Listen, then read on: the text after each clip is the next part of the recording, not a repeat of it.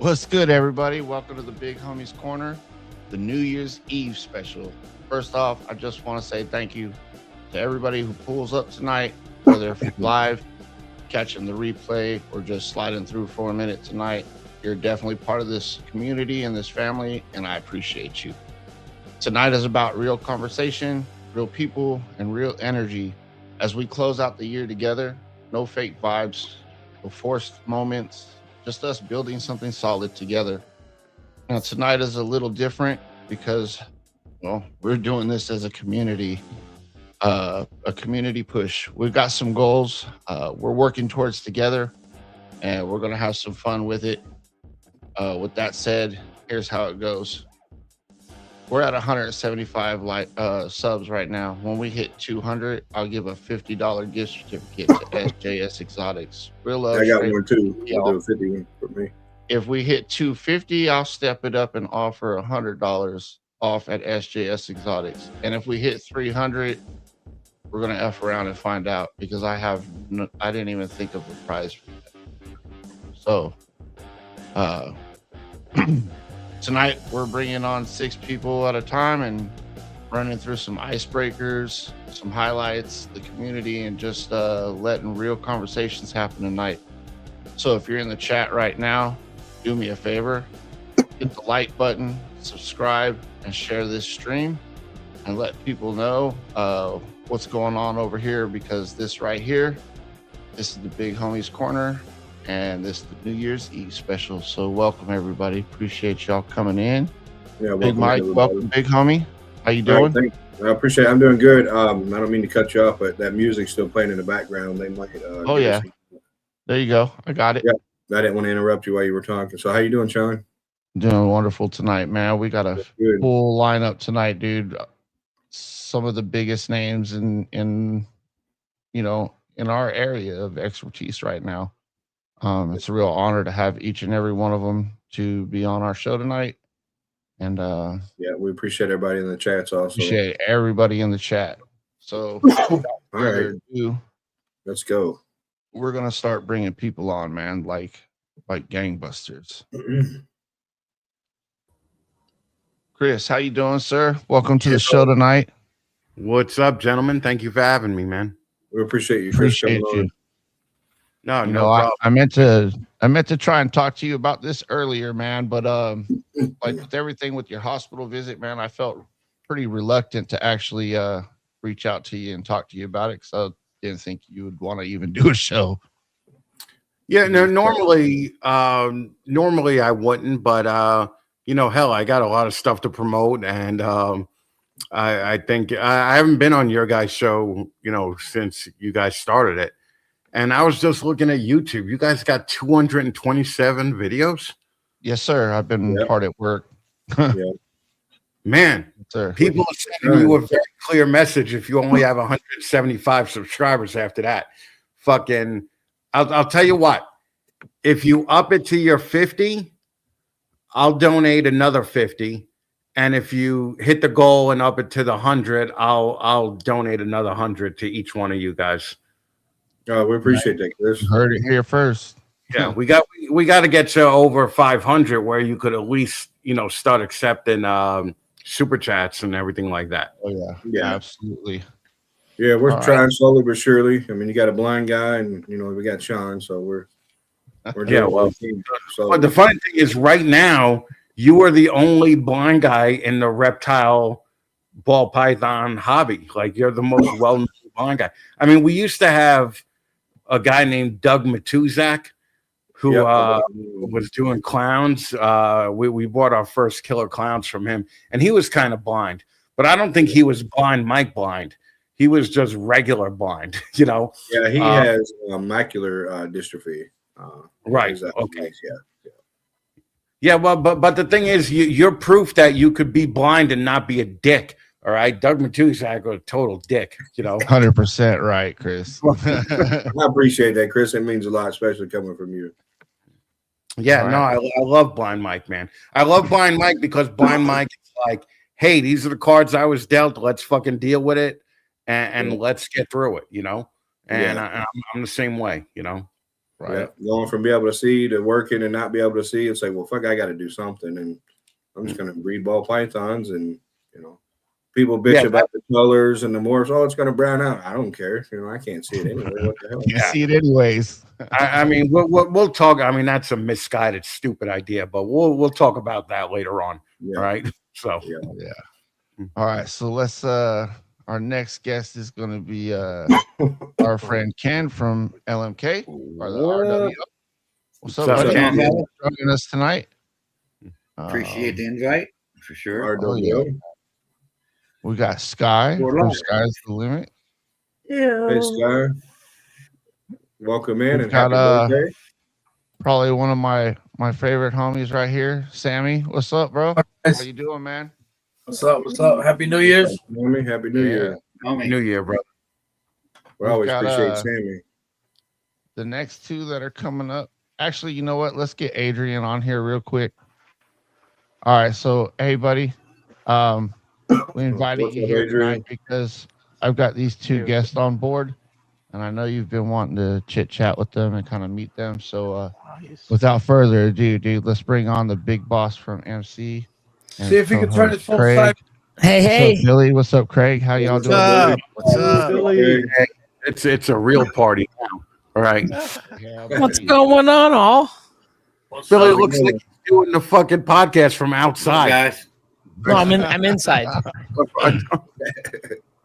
I was gonna do it in the jacuzzi, but then my luck will drop the computer in the water. Yeah, well, you also don't want to show off all the money to all these fucking loser ball python guys. You don't want to sell the dream anymore, right? Oh, look, man. we got sound effects too. Cool. Yeah, Sean. After 6 months, almost a year, he finally figured it out.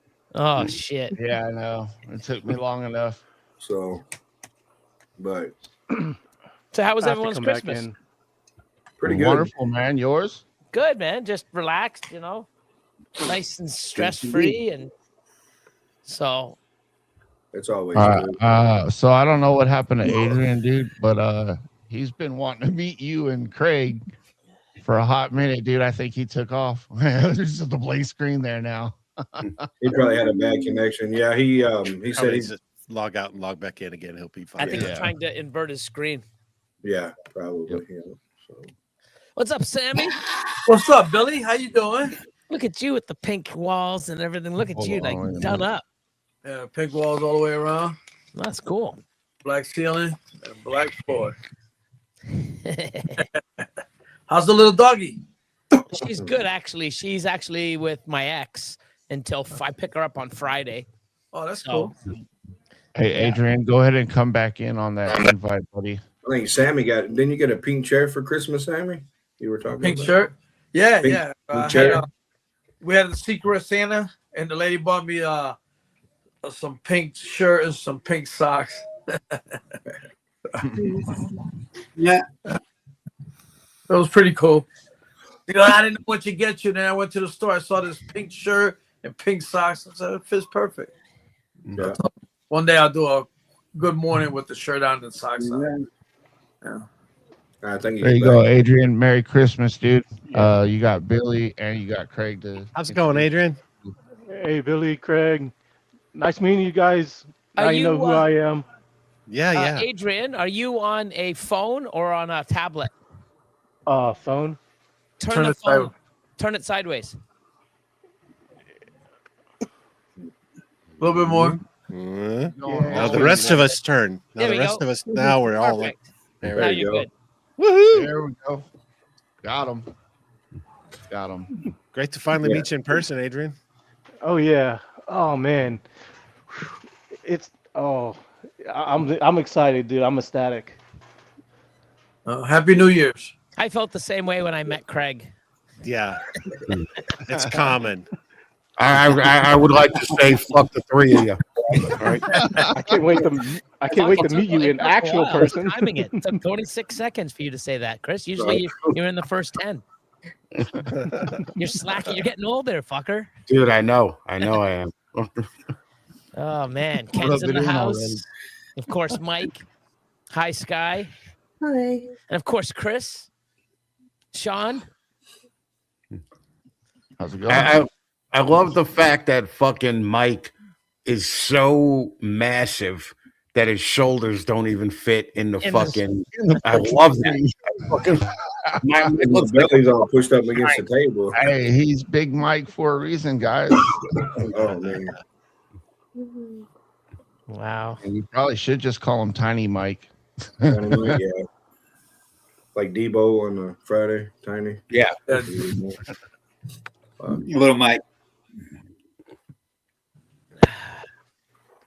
So, So Chris, what I did know everybody this whole do for the thing- holiday season? I can't do shit now, really. I'm in physical therapy to learn how to use the other leg again, and until then, I can't really fucking do much much outside shit. So hopefully by Gettysburg, I'll be fine. So have you actually worn your prosthetic? No, it's not the prosthetic, man. It's the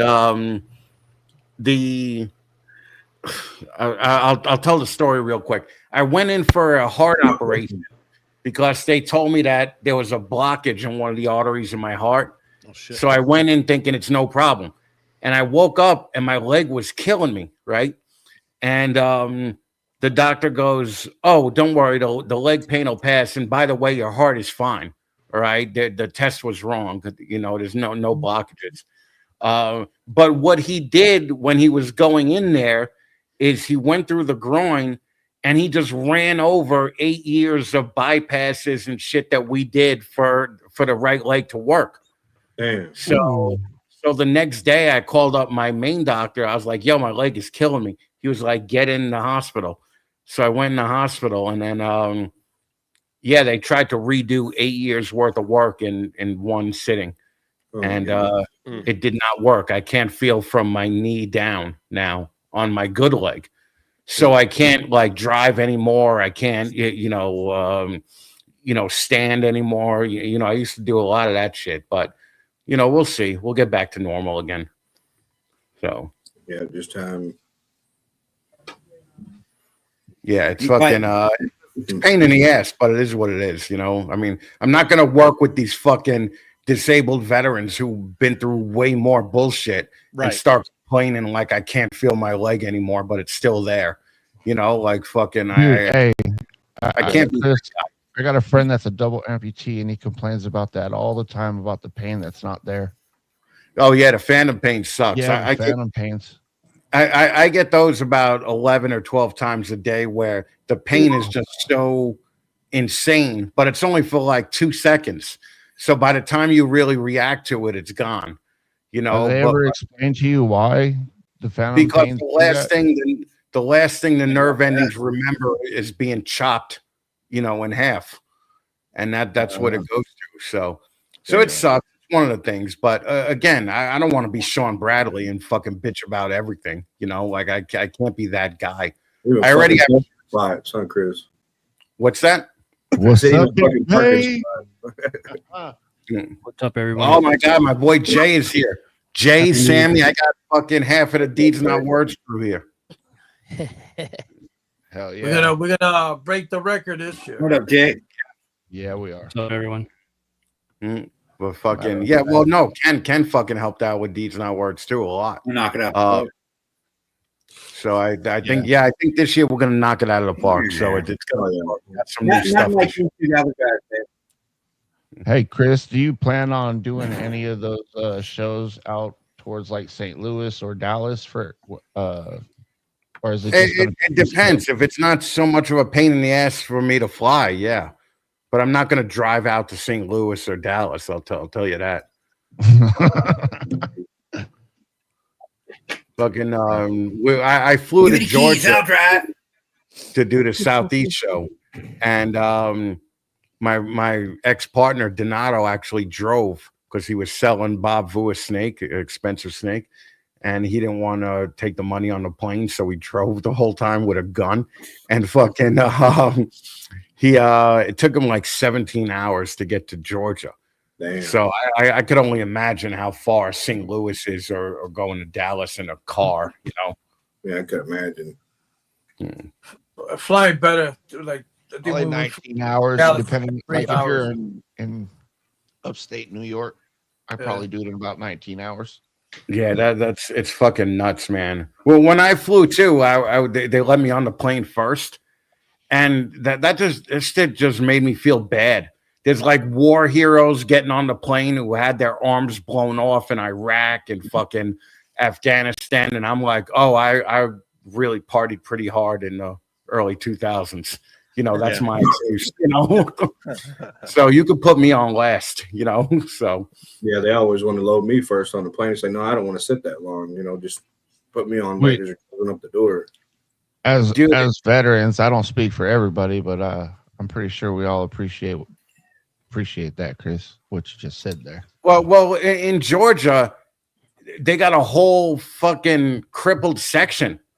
You know, where you got to go and there's just 50 or 80 wheelchairs in there. And you're just crashing into these other fucking crippled guys and just, but in New York, I watched a bunch of YouTube videos on how to fly being in a wheelchair. And it was nothing like what they said it was like. You know, these people are rolling up in a wheelchair and the people are coming from behind the desk go, let me get you onto the plane personally. I go in there and they're like, fuck you, fatty, get online. And I'm online with everybody else, like just fucking going through security. So yeah, New York sucks, man. It's the worst place in the world. Oh my God. Where you know they're gonna have automated wheelchairs taking people through the fucking airport on GPS. Dude, that would be great. When we went to Camp Freedom, they let me in one of those wheelchairs with the tank treads. That's probably nice. That shit was incredible. But I would never walk again if I had one of those. Because you could just get anywhere. Would you? You just drive over everything. Yeah, right, exactly. Yeah. So I'm like, I can't. My buddy went on a gator hunt or something for disabled vets, and it was down in Louisiana. And they put him in one of them little track things because he could not maneuver through the wood line. He's like, I can't do that. Yeah, I know they weigh. How much did you say they weighed? About how much they weigh, Chris? Dude, they weigh a lot, right, Jay? What, like 2,000 pounds? That thing was probably up around 700-800 pounds. All right, yeah. I got a picture. Pretty sturdy though. I mean, it had a lot of like fail safes. Like he couldn't. So at one point we went up a hill. He thought he was going to fall back. There was no way that thing was falling back. Like it had like a little trolley on the back of it. Yeah, but like all military vehicles, it could do a 60-degree angle, and we're good to go. Well, I love how Jay says we went up a hill. We went up like an 80-degree angle fucking hill, you know. And Jay's like, I'm behind you, don't worry. I'm like, dude, I will crush you if you're behind me and I fall backward, you know. If you blow me up, there you go the picture right here. Yeah, hold on. I got you, Sammy. Oh, let me get this. That's badass. Holy, that is badass. I think it's put together, isn't it? We just need a 50 cal on it now. Yeah. Get yourself a turbo on that thing. Dude, it was fast, man. I'll tell you, it was fast. There was another little kid. He was driving that thing like he was expert. Yeah. Wow. Hey, I got the picture. Don't get disappointed. There you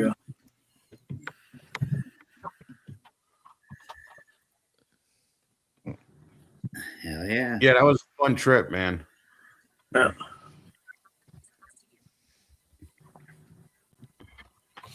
It was cool because they gave us kind of the run of the place. Oh, go ahead, Sammy. I thought you were. No, this was the two guys that we gave the check to. That's great. Jamie and Matt. Yeah.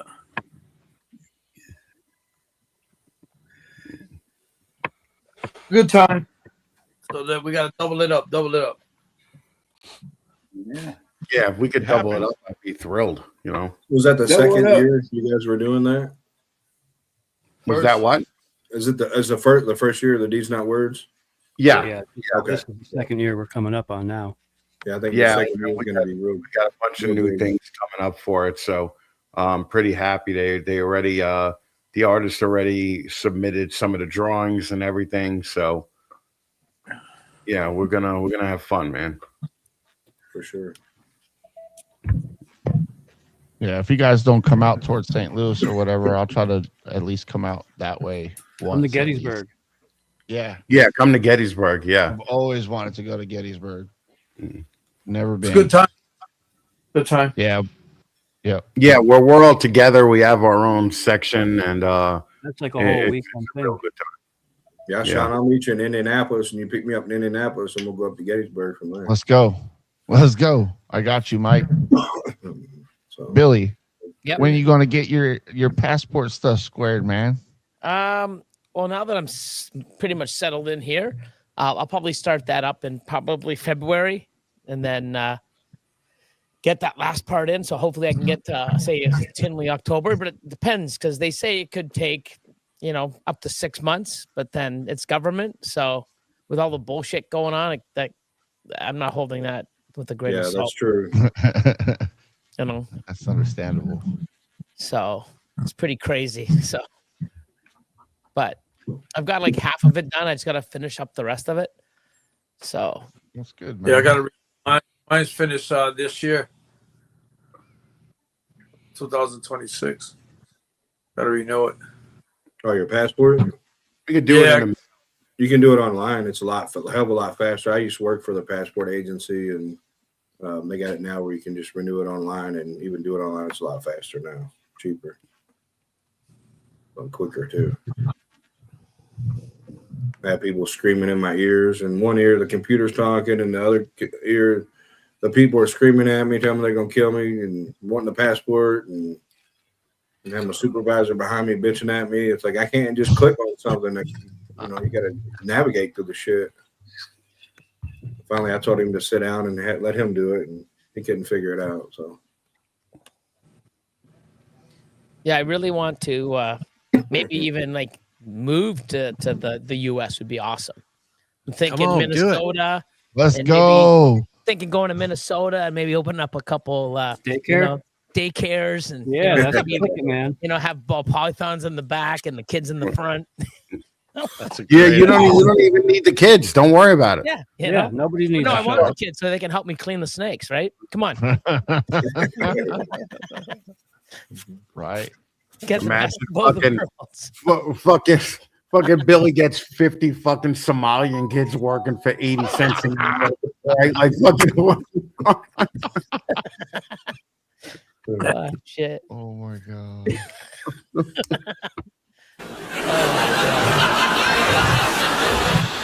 Oh, take that away from him. Jesus, yeah, dude, fucking. He's like, Chris, you want to be the corniest episode ever? Come on tonight. Come on tonight. You got cricket sounds there, don't you? No, I didn't get those in tonight.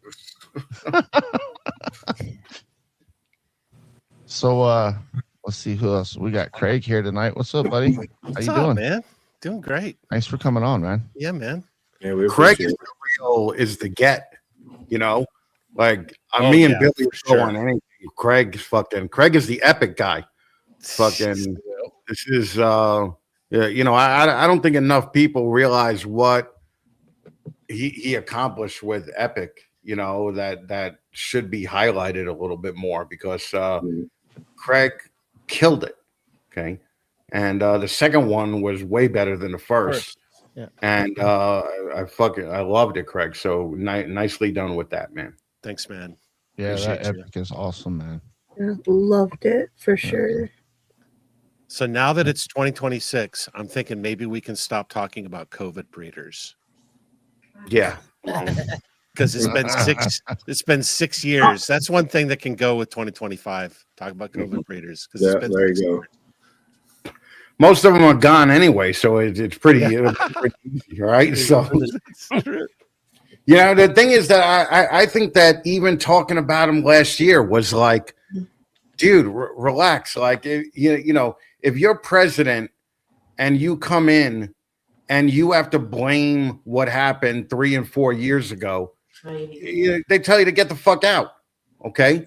So, the whole COVID thing, I get it. A bunch of people went in. It was a bunch of money, but I think that passed in like 2024, 2025. The people that were we're gonna get out. We're gonna get out anyway. Yeah, just use that as an excuse. Yeah.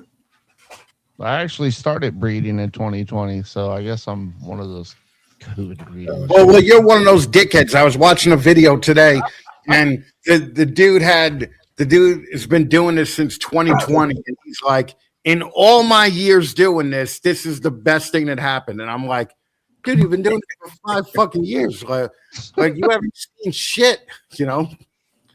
Hey, John, that's the most annoying thing about you young guys is like in all my years doing it, dude, shut the fuck up. I didn't even start the podcast until I was fucking on like year 20 of keeping animals because I didn't have podcasts when you were on year 1 of keeping animals, if I remember correctly. Me and Sean Bradley and were killing it. Me, Sean Bradley, and Morelia Python Radio.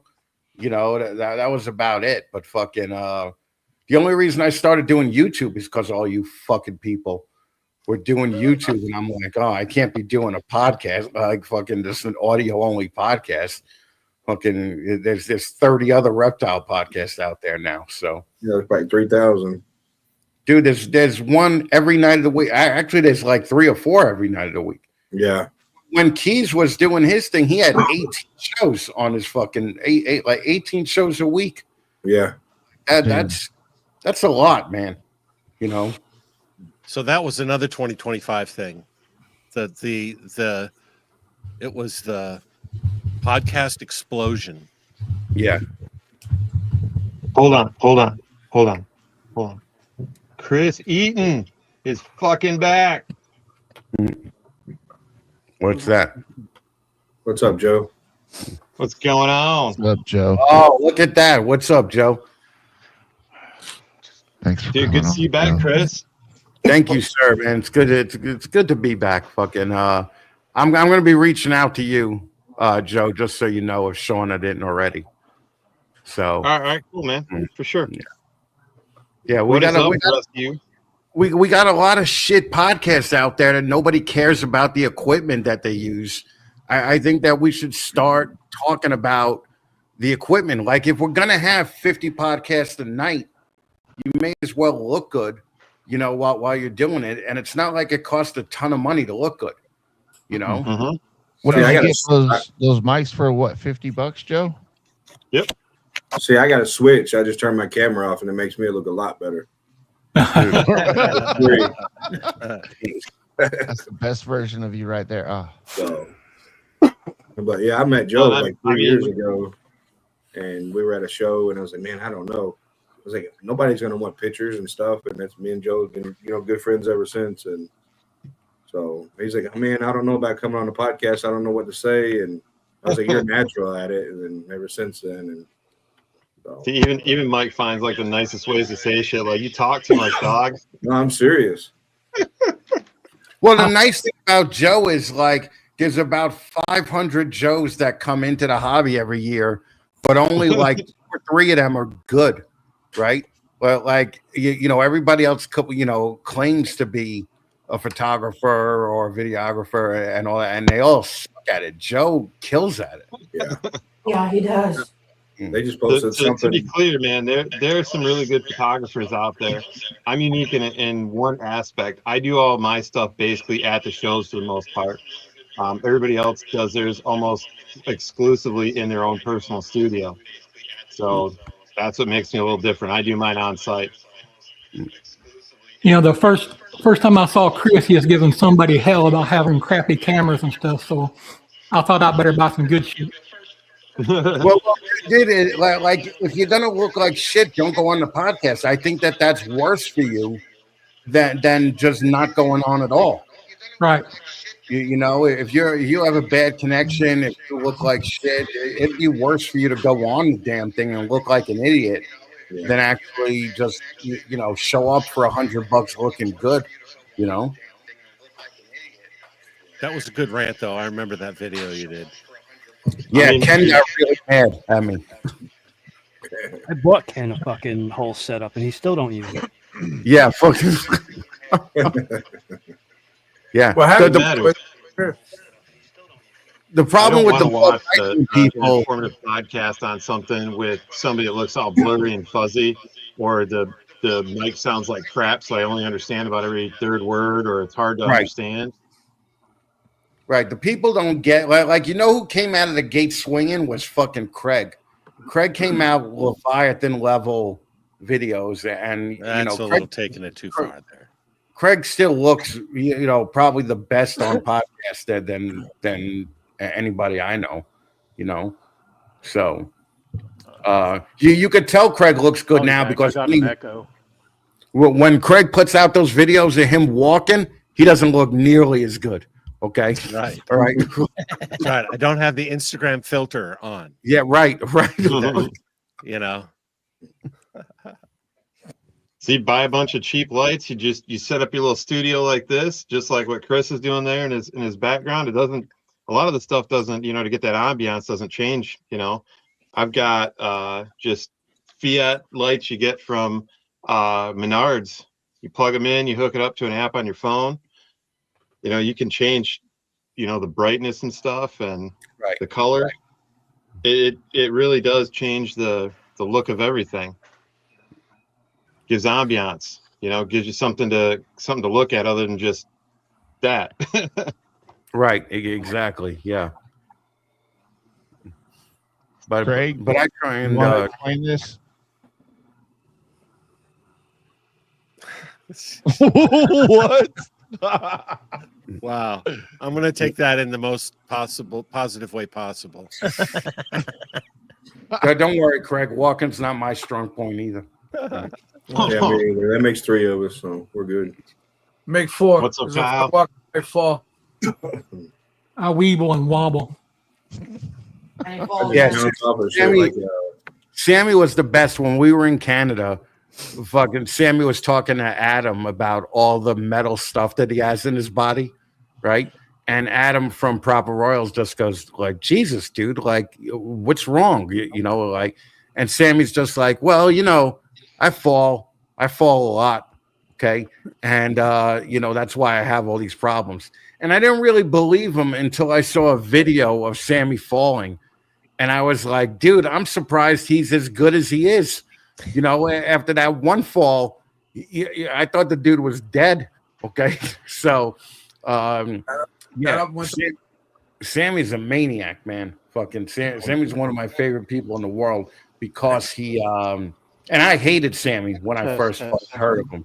I hated him. Like fucking, I was just like, fuck this guy. He's aligned with Holly. Like fuck Sammy. And then I met Sammy. I met Sammy at a Bigfoot convention, right, in Connecticut. And I was like, this is the most awesome dude in the world, right? So fucking, let's go back to the Bigfoot convention. Yeah. Rewind that. Go ahead. The best part about the Bigfoot convention was there was, I've told this story a bunch of times, but fucking me and Paul from Large Marge get there and we drive past the handicap spots, right? And we call them the retard spots. And fucking all the retard spots are taken, right? So we ended up having to park like a mile away in the parking lot, right? So we roll in, we meet Sammy, we make fun of a bunch of fat women. There was a bunch of fat women selling fudge at the Bigfoot convention, which was awesome, but still like not necessarily on topic, right? So we're leaving the Bigfoot convention and we're walking with Sammy. And Sammy looks at me and he goes, "I got me a handicap spot." And I was like, "What the what?" And he's like, "Yeah, I came early, right?" And he got a handicap spot. And he goes, "I got a sticker, right?" And I'm like, "You motherfucker, you don't have a sticker." He showed me a sticker. It was like his granddaughter drew a retard in a wheelchair.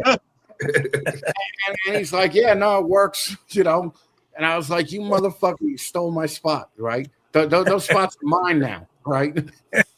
So fuck Sammy.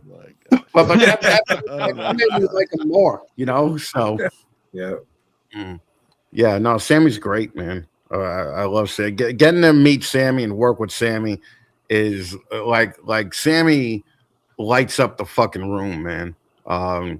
You try and be the fucking you know, the guy in the room that's the coolest, Sammy walks in and just fucking trounces you. You know, Sammy's the guy in any room that he's in. So it's always a crowd around him at a show too. Yeah, dude, his early morning videos are a big motivator every day. Hello, everybody. Yep. Every morning. Every Well, morning. it's about time to get up between 6 and 6:30 in the morning. Sammy sends the message come through notification to my phone, and I listen to it, and it's time to get up for the day. It takes me about 45 minutes to text everybody to say good morning. Dude, I'm in like 11 groups that he's in, so I get 11 messages. Yeah. So when my notifications go off one after the other, I know it's time to get up. Yeah. Thank you.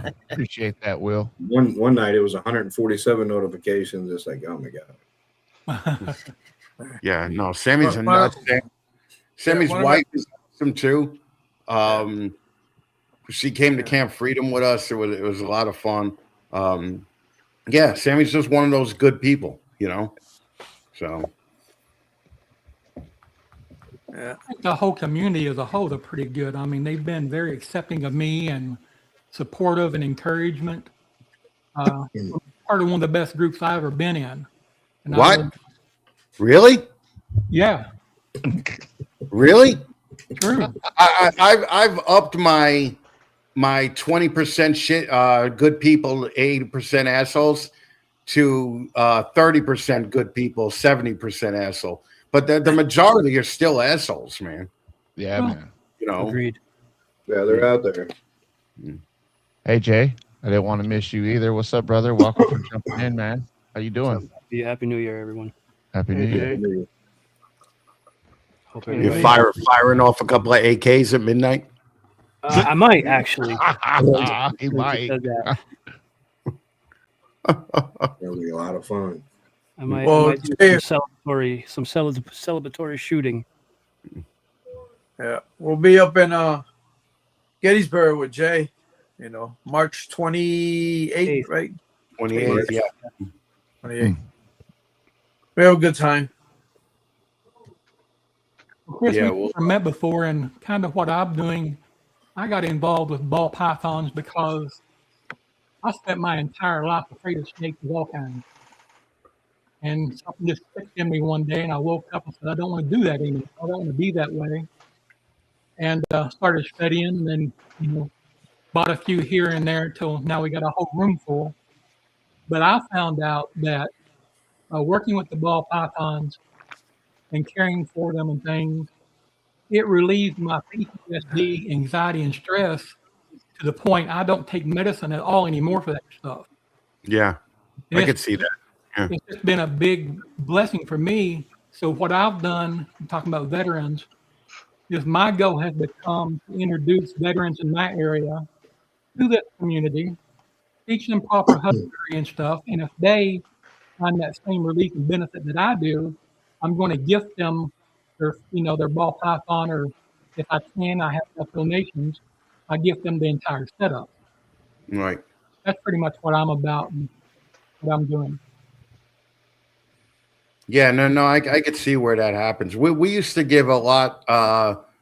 There's about 20 autistic schools in New York, and we used to give whole setups to them just for the kids because the snakes relieve the kids' anxiety and everything else. So definitely, I can see that. So I can see that happening. Yeah, it's really hard to be anxious and uptight while you're holding a snake because you just feel like they're in charge and you're just going at their speed. Right. You know? Yeah. Exactly. So they've found with autism, ADHD, a lot of different neurodivergent issues that, you know, especially smaller animals like that, even the big animals like horses and dogs. But I mean, they've been using dogs for kids with having and adults that have severe autism for years. But when you have an animal that's constantly moving like that, even if you're a little nervous with it, it takes all the voices you're hearing, everything that focuses into one spot. So now they have to focus on something. Exactly. When those storms start building up in your head, you know, I can sit down with one of them and it's just like just a calm, tranquil, moonlit night on a lake in Kentucky somewhere. Yeah. Chills me out. It's one of the things I love about photography. You know, doing other stuff with people. You can think all you want. When you're working with animals, you got to pay attention. You get bit, and honestly, it's not even that bad, but it really makes you just focus in that moment, and you forget all the other crap going on around you. 100%. So me and Jay talked about if we go to Camp Freedom this year again, maybe we're gonna bring some snakes up there because they had that picnic up there. They had a lot of kids running around. Yeah, that's what we should have did this year. Yeah. So me and Jay talked about it. Maybe bring a couple snakes up there to hang out with us. It was great giving the guy the check, because when we gave the guy the check, he just thought that we were just some reptile assholes fucking giving $1,000, right? And when he started, that dude's eyes lit up, and he gave us the run of the place. So I'm sure they'll let us bring some snakes next time. If we end up going while there's that event going on like they did last time, we might as well just set up a booth. Yeah, I agree. Yeah. Yeah. And just bring some adults, some babies. When does that officially start, Chris or Jay? February 1st. February 1st. Okay. Yeah. Where's that at? That's right around the corner. Yeah, we're working on it right now. We got all the drawings. We're actually doing 3 shirts this year. We're doing one for veterans, one for first responders. Then we're having an exclusive shirt that we're just selling at the shows. So it's going to be fun. People have a choice, you know. But I think we did fairly well last year. I'm just hoping that everybody will pop in again, you know. Yeah, I'm hoping to beat 10 grand. Yeah, I'm hoping 10 grand too. That's great. I'm hoping 14. I've been collecting names for the back of the shirts. I got probably 8 veterans. I think we could fit 8 more. 16 total, right? 16 total. Yeah. And then for law enforcement, I'm hoping Paul and Kevin could pull their weight on that. Yeah, I think the law enforcement and EMT people, they'll know. I got a bunch of people that work for visiting nurse service who want to take part in it this year too. So if we could get, $500, $1,000 from them, it'll be nice. So That's awesome stuff. I tell you, it's fun too, man. I'll tell you, it's a lot more fun than shilling ball pythons. Fuck yeah, I had a lot. It is. No pressure. Sammy was at these shows holding a snake, and man, Sammy just was taking pictures with everybody. And while they're taking the picture, Sammy's like, "By the way, it's $5, for the picture." That's great. And people just paid it right there. Yeah, it was great. The best $5 one is for the picture, Sammy. That's it. Yeah, well, we're trying to raise money. Well, we had a girl. I said, we made we're $750 at one show. Yeah, we're taking donations. She goes, I only got change. I said, we take that too. See that little bucket over there? You can throw change into that bucket. And she put it when me and Jay were counting the money. We're like, who the fuck gave 80 cents? Right? And then Sammy told us the story. Yeah. He's like, oh, that's from that girl. Pandemic, I had a gunsmithing business. That's hilarious. And worked on guns and taught gun safety and things. And we chose Soldiers Angels as a charity one year and built a couple of custom AR-15s, put all their logo and graphics on it and things, wrapped them off. That makes a lot of money too. And I'd be willing to do something like that for you guys up there when you get ready to do that. It's not a big deal putting one together. And I've got friends still who'll do the graphic work and things. Oh, hell yeah, man. Hell, I would love something like that. I know nothing about guns. Like, I'm a total fag, right? Like, fucking, I literally, because like in New York, it's like 5 years to get a permit, right? So, and I'm just like, yeah, I'm not doing this. This is ridiculous. Hey, Chris, if you come to Michigan, and even blind people get them. Oh, yeah. They just give them away up here. Hey, in Florida, you can have one period. In Florida, it just don't matter. You just carry it. Dude, I've been watching this show on Max, HBO Max, called "It's Florida Man." Yeah. What's and it it like? just shows every fucked up story that came out of Florida for the last year and a half, 2 years. And I'm thinking, wow, this ain't a bad place to live. I gotta, I have to admit that there's like fucking dudes just chasing alligators out of parking lots and they get their arm ripped off, by the alligator.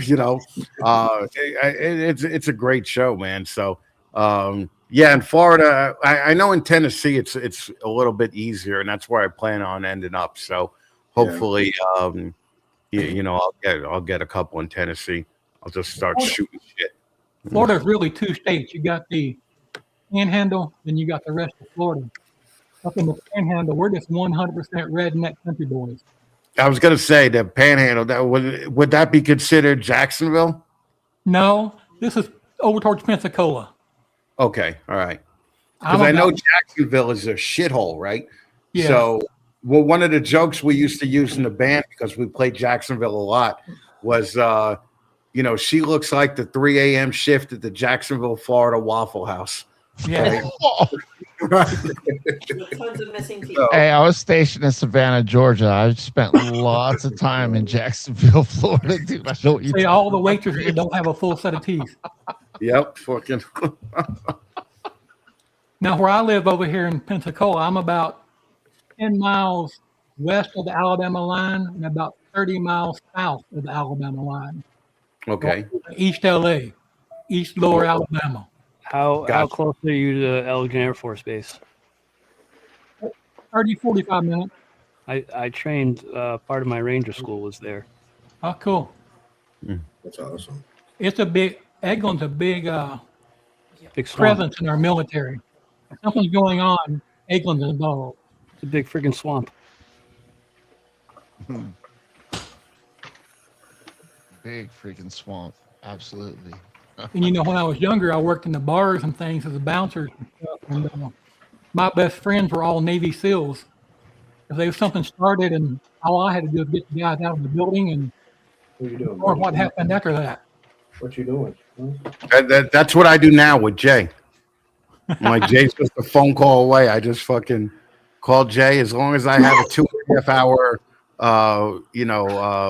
wait time, and give him 2.5 hours. Jay will be there, guns a blazing. So, Yeah, me too. Just give me a call. There's one thing I have more of than snakes, and that's guns. Damn. I used to have more guns than I had things to shoot. Huh? And then I got rid of them all. I have more guns than I know what to fucking do with. Me I got too. like That's 74 always a of good them now. thing, though. I could probably spend a week cleaning on them and never get them all done. you allowed to have guns in Canada, Billy? Yeah, if you are permitted. Mm. And it's not yeah, I don't really know the rules because I don't really need or want a gun. Fag. So, Well, y'all listen out right here. You don't need a gun for confrontation anymore. Y'all seen Trailer Park Boys? yeah, there you go. Just come at him like Randy. Nobody wants to fight Randy. Yeah, like I mean, Hey, if guys. we were allowed to use them here, like if someone broke in right now with a gun, and I wrestle the gun and I shoot him, I'm going to fucking jail. Mm-hmm. That's So, it's so fucking stupid here. So to own a gun, like they're trying to take away all guns anyways, but there's no reason to have one because we can't even use them, right? Yeah, so it's right, like right. it's like having I don't know, it's like having tits on a bull. Like why? Like it's Right, useless. yeah. Like, I gotcha. you know what I mean? So and there wasn't anything for me to want to get into guns or weapons, even though it'd be cool to shoot them off and learn about them and go to a range, but it's never been my thing. So Billy, I got all you have to some- do is pull out one of them big ass snakes and be like, "Hey, bud, do you know if this is venomous or not?" And he doesn't probably know anyways. Going to the well, no, I range mean, is if a anything great ever stress happened, like reliever. if a motherfucker came in here and I wrestled the gun from him, or he ain't leaving and no one's knowing he came. Like that's just how you do it, right? Like, Yeah.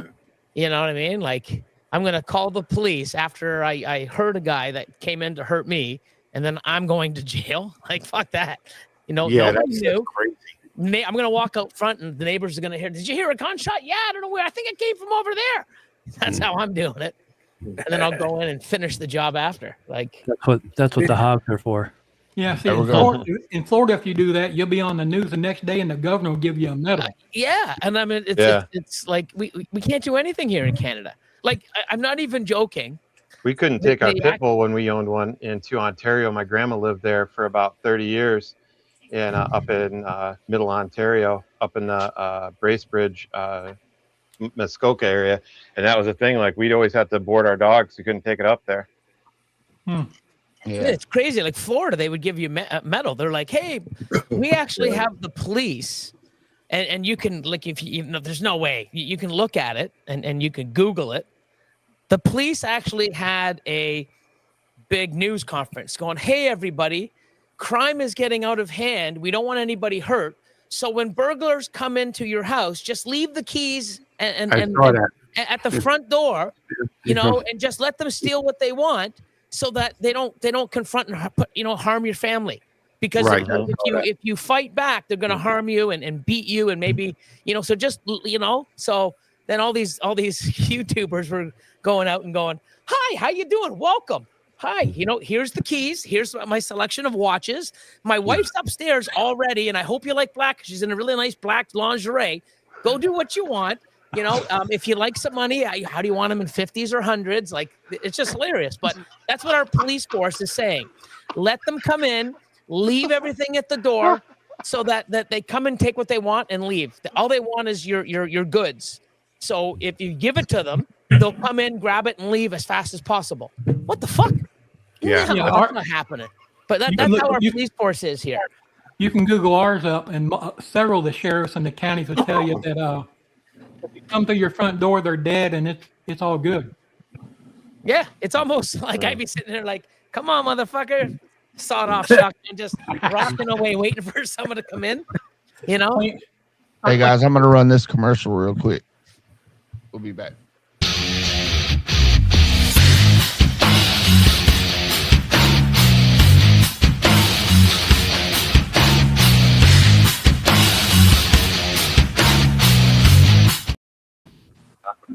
All right. That's our new movie. It's a work in progress, Chris. Killer track on that. Yeah, I'll take that. We got one more. And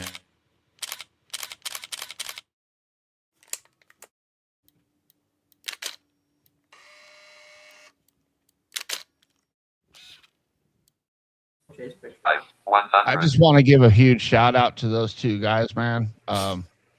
They believed in me and Mike on the show that we were going to put out, and they put their name on it. So thank you, Chris, and thank you, Joe. I really do appreciate y'all this year. Well, until you hit 1,000 subscribers, don't ask for any money, okay? All right. You're good. Hey, hit that sub button right now. Right now. Oh, man. Good enough. Yeah. Those are pretty dope commercials there, too. I think you ought to give a shout out to the guy who made them for you. Hey, shout out to Will right there. Shit. Yeah, Will. Portal. He'll be on here later. He's a good guy. Yeah, Will is a good guy. Yeah. Very helpful. Very helpful. Say what's up. He's in the chats. Oh, yeah. What's up, Will? Yeah, all of Ken and RWO and Sammy. I mean, there's a lot of people that we appreciate. I don't know what happened to Ken. He must have left. I know he's having trouble with the internet all the time. Yeah. They'll fix it and then it goes out but yeah.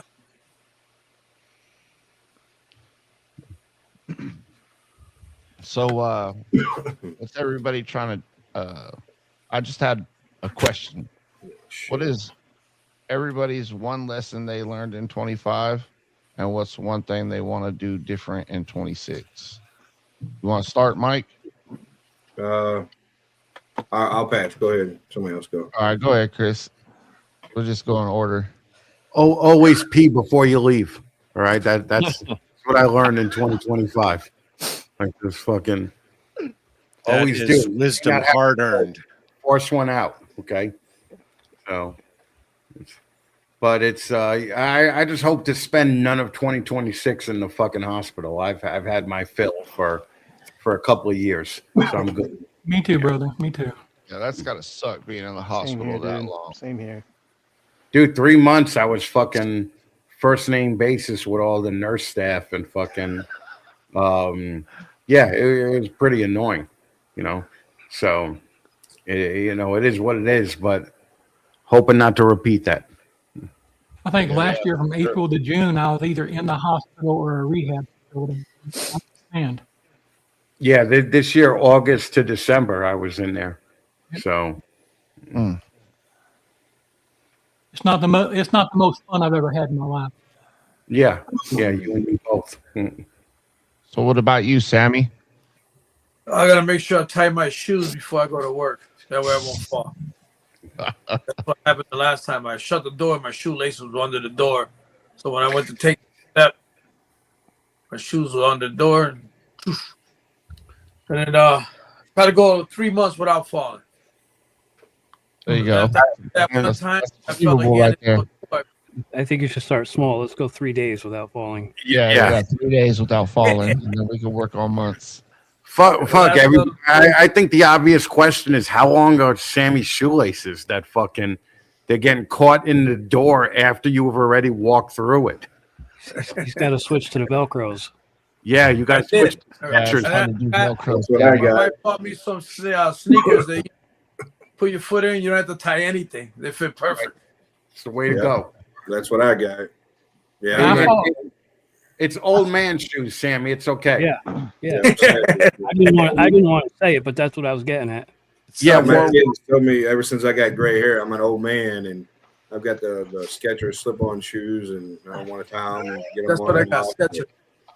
It's like I'm not going to take life for granted and just distress and like not be so uptight and have so much anxiety. Just try to just let everything go that stresses me out. This new year, and just try to take a deep breath and then start over. I mean, it's a new year tomorrow, and so got a lot going on over here, but we're gonna work through it.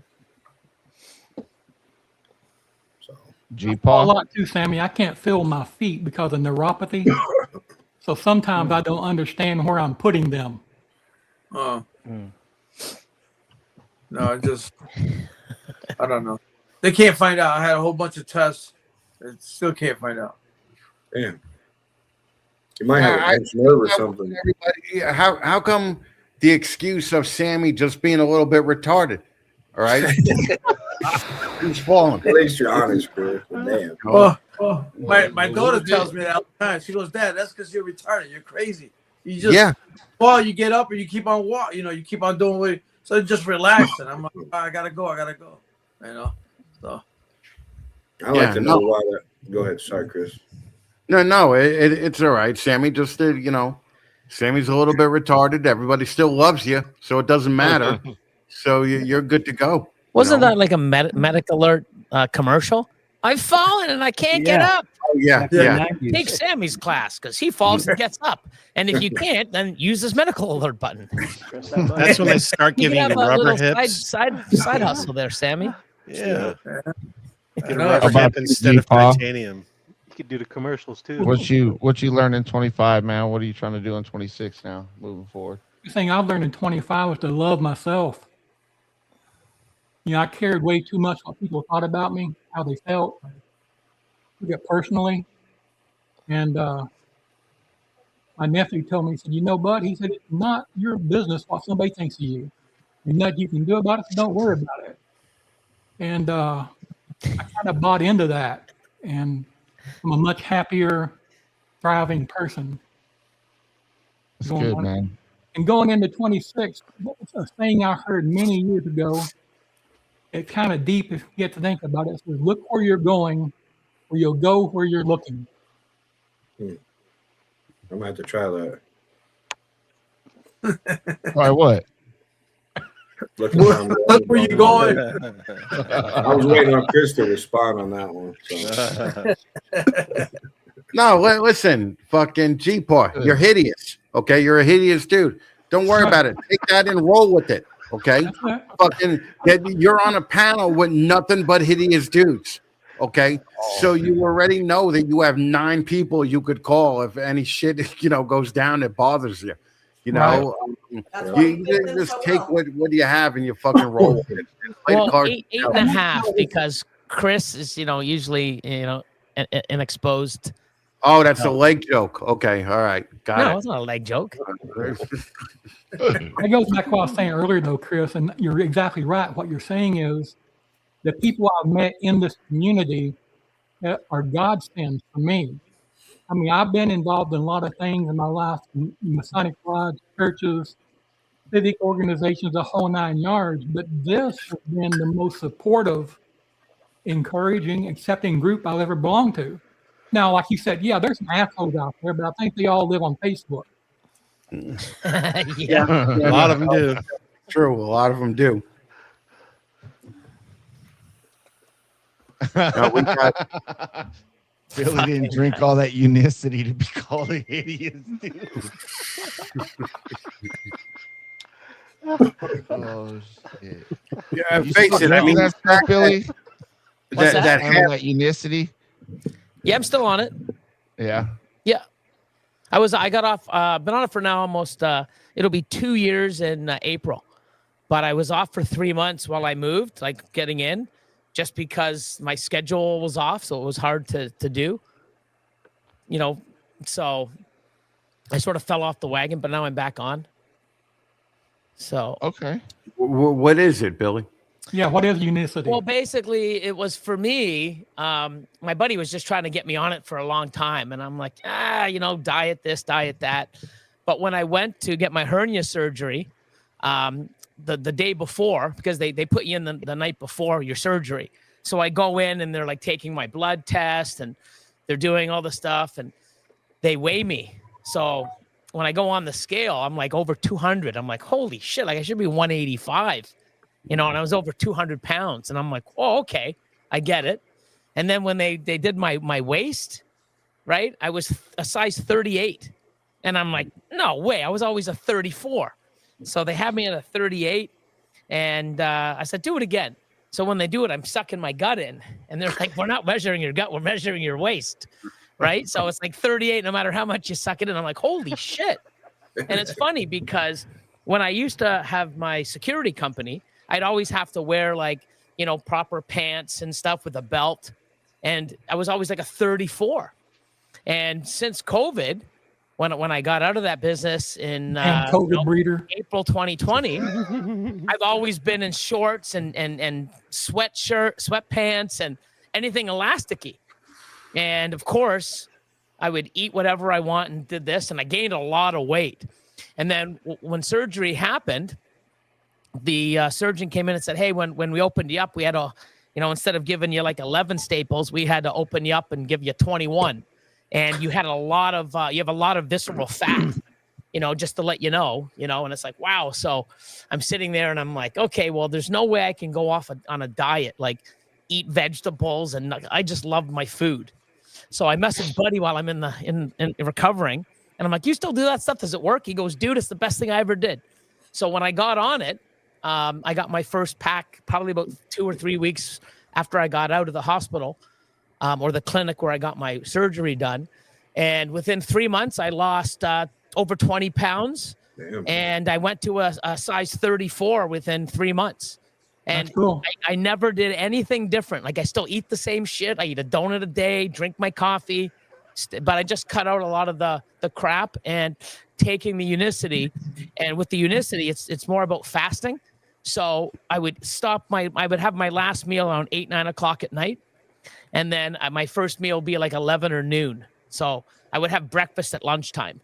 Right, gotcha. That 16 hours, 14 to 16 hours of fasting is when your body's, breaking down food and all that other stuff. And like I said, I'm a believer in it because I'm drinking a drink in the morning and I'm drinking another drink before my dinner.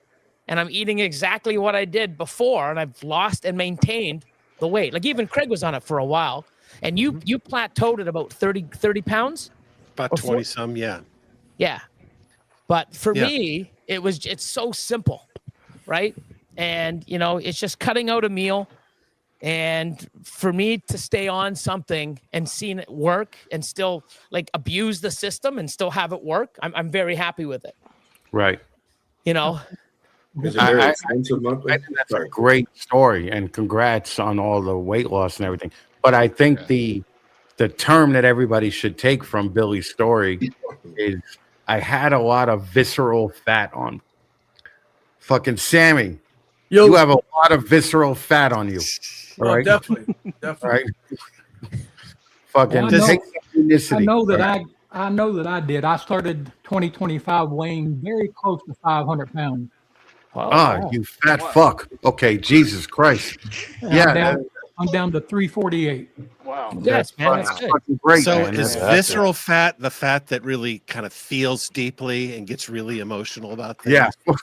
It must be. I had a lot of that going on. There's a lot of visceral fat in this panel. There is. There is. But I mean, I've been healthier, and everybody's like, you know, I mean, you can see it in my face because if I look at pictures like 2 years ago, I can see how chubby my face was. Right. I feel healthier. I look, you know, a Like lot shit? thinner. Well, I'm always feeling like shit and looking like shit, but you know, you You can't look do like nothing. you're rant ready. There's nothing that you can take to get rid of that shit. Yeah. You know. So, but no, I'm glad I took it, and you know, it's good because all my clothes that I never wore, like my jeans and all that stuff, because I never really needed to wear them. When I got out of the hospital, I went and tried to put them on. I'm like, holy shit! Like this is like I can't even get my button up. And then after 3 months, all the clothes fit me again, which is awesome. So that's fucking great. Awesome. Yeah, it good was good feeling you lose because I weight. needed it, right? And for me to get on a diet, you know, where you got to cut out, you know, you can have baked potato, but you can't have butter, sour cream, onion. You can't. What's well, the why point? fuck that Yeah. one? Like, Right. what's the point of having a baked potato if you can't have? Right. The reason why I have like a coffee, you know, why I have my coffee? It's not because it's black, because of the cream or the flavored cream and the sugar. That's Right. why I have coffee. So if Yeah, you're gonna have this nobody black likes why would coffee. I? Yeah. You know, that's why I do it. You know, I love my chocolate. I love my donuts and croissants and everything that you're nuts. I love pasta. I love sauce and meat, potatoes. I don't What'd do you say? veggies. Pasta? Pasta. Fucking, You know, like The boot? pasta. Pasta, That's so- pasta. That's so Canadian. Yeah, fucking. Yeah. That's as Canadian as Astra. Pasta. A boot? Yeah. A boot? Against, We don't say a boot. It's a boat. Out and about.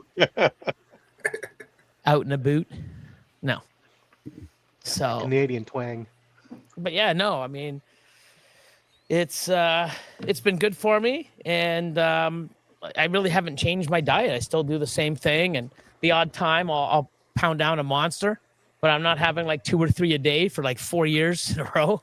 Oh my god. You know, I Dude, stopped I'm that. surprised you didn't get bad kidney stones from that shit, man. Yeah, not yet. Not yet. So Well, you don't want any. I've had enough for everybody. yeah, but I do got to get my gallbladder out in March, and then Oh, I you do still have got that thing. Yeah. So I got to get that taken out. And then I also have to get my second hernia done. So after about 3 months after my one hernia, so I never had any problem except for my one hernia, get it fixed. And then 3 months later, what the fuck happened on the other side? So Damn. now I got to get the other one done. So I'll book that in the sometime in the new year. But besides that, that's about it. That's crazy. Yep. Hey, how about you, Jay? What you learned from 25? What you trying to do in 26, man? I don't really think about that. I just keep pushing forward with what I got going on. Like once I know you learn what you learn. You're constantly remember. learning. I learned a lot about investing in finances this year, Oh, that's which a good thing to will, get into. will reflect in the future. How about you, Craig? I don't know. I think I really want to get more balance in my life between work, snakes, family, things like Epic, so that when I'm throwing myself into one, the others don't suffer. And so that's really, I'm trying to find some balance and trying to get some help in some areas with the snakes and some other areas that will help me get some work-life balance. That's important. And I learned that last year because it was really, we had a lot of things that took a lot of my full-on attention. And when I'd focus too much on work, my husbandry suffered. When I focused too much on the snakes, my work suffered. When I focused too much on Epic for 2 months, my work suffered. And so I need to sort of smooth things out a little bit so that I can just be a more well-rounded person this year. Finding balance can be very difficult, huh? Yep. I think everybody here would agree. Yeah, that's another thing I'm going to work on too. With especially those guys that are still doing full-time jobs and they're trying to take care of their animals, they're trying to do their podcast, they're trying to do all that stuff. Like, shout out to those guys. Yeah, the thing is, we don't want balance, really. We want to kick ass at everything. And since Chris hasn't said it yet, Sammy needs some damn balance. Needs some damn balance. Yeah. Joe, what about you, man? I'm going to take Sammy aside and be like, dude, listen, we're going to do a little intervention for you. You are viscerally fat and you need to find balance. That's what I'm going to tell Sammy. I'm going to have to print that on the shirt. Right. Really fat. Mike, he can use you for a tripod. Right. Yeah. Visceral fat pythons. Craig, you're looking kind of fat. Yeah, but it's a visceral fat.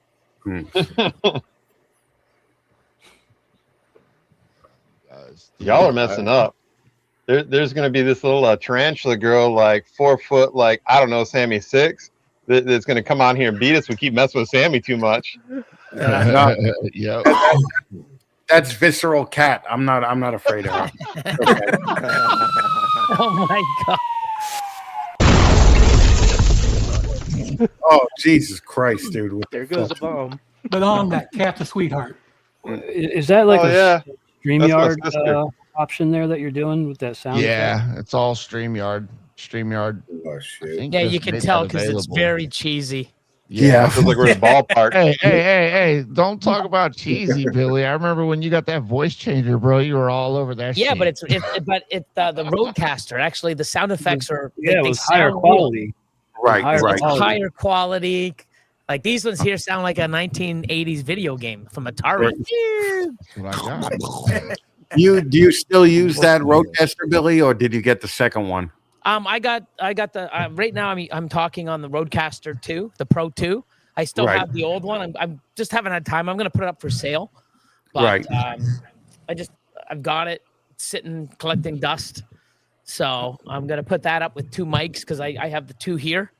And, but I think the Procaster 2 has a few more features. I mean, but for what I do, they're both fine. Right. So I this have was the just a little Duo, more but I fancier. haven't figured out how to use that actual soundboard to make anything. Dude, you got the giant buttons on it. You could use those. I'll push them and nobody will hear them. Oh, because you're not hooked up right. Yeah, you gotta go in and hook up properly. All right. Yeah, I got a Stream Deck one, and I gotta get it all up.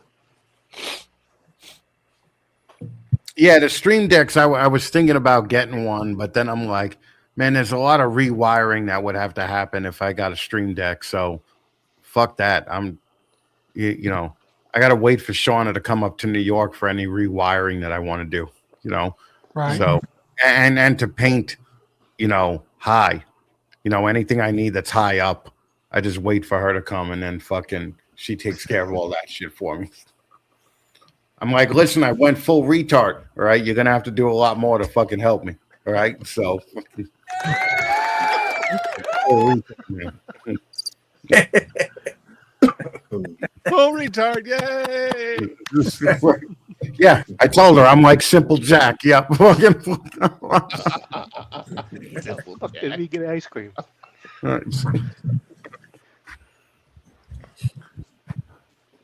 Man, there's a lot of dead air on this fucking podcast. You got How fucking is there dead air 10 there? great people on here. Why is there dead air on here? Fucking, I don't know.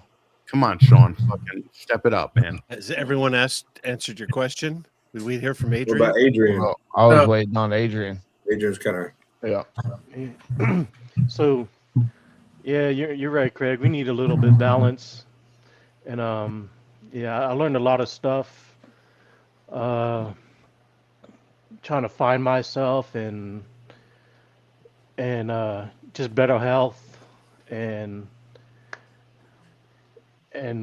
ball python wise and still learning and keep messing up and keep learning. Just got to get back up.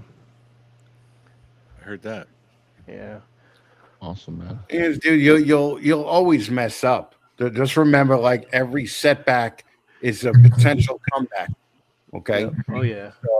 So don't worry about it. So you know, when you feel like being retarded, be retarded. All right. So fucking, you know, plenty of. What do you like? 26? You got plenty of time. No, I'm 45, man. Oh, you're an old fuck. Okay. What? What? Who's the oldest on the 45. panel? You look half my age. Get out of here. Yeah, 45, Bro. man. Yep. You look like the high school kid down the street, bro. Yeah, you're some kind of There's Asian. gray in the hair. You ain't 45. Get out of here. Yeah, dude, you don't even have you don't even have no grace. Look at this. I got a little bit gray. Dude, no. Get out of here, bro. I'm over here like a silver gorilla. Get out of here, bro. What Yeah, kind of Not gray. Here comes some gray. I'm not Asian. I'm Filipino. You're not what? Who's the oldest on the I'm panel? Filipino. You feel well? That's some kind There's of a lot of Asian. gray. No, it's I got not gray. Asian. Yeah, I got a little bit of gray. China's Asian. I'm gray. We're all a little bit gray. Mm-hmm. Did you say you had a game, Sean?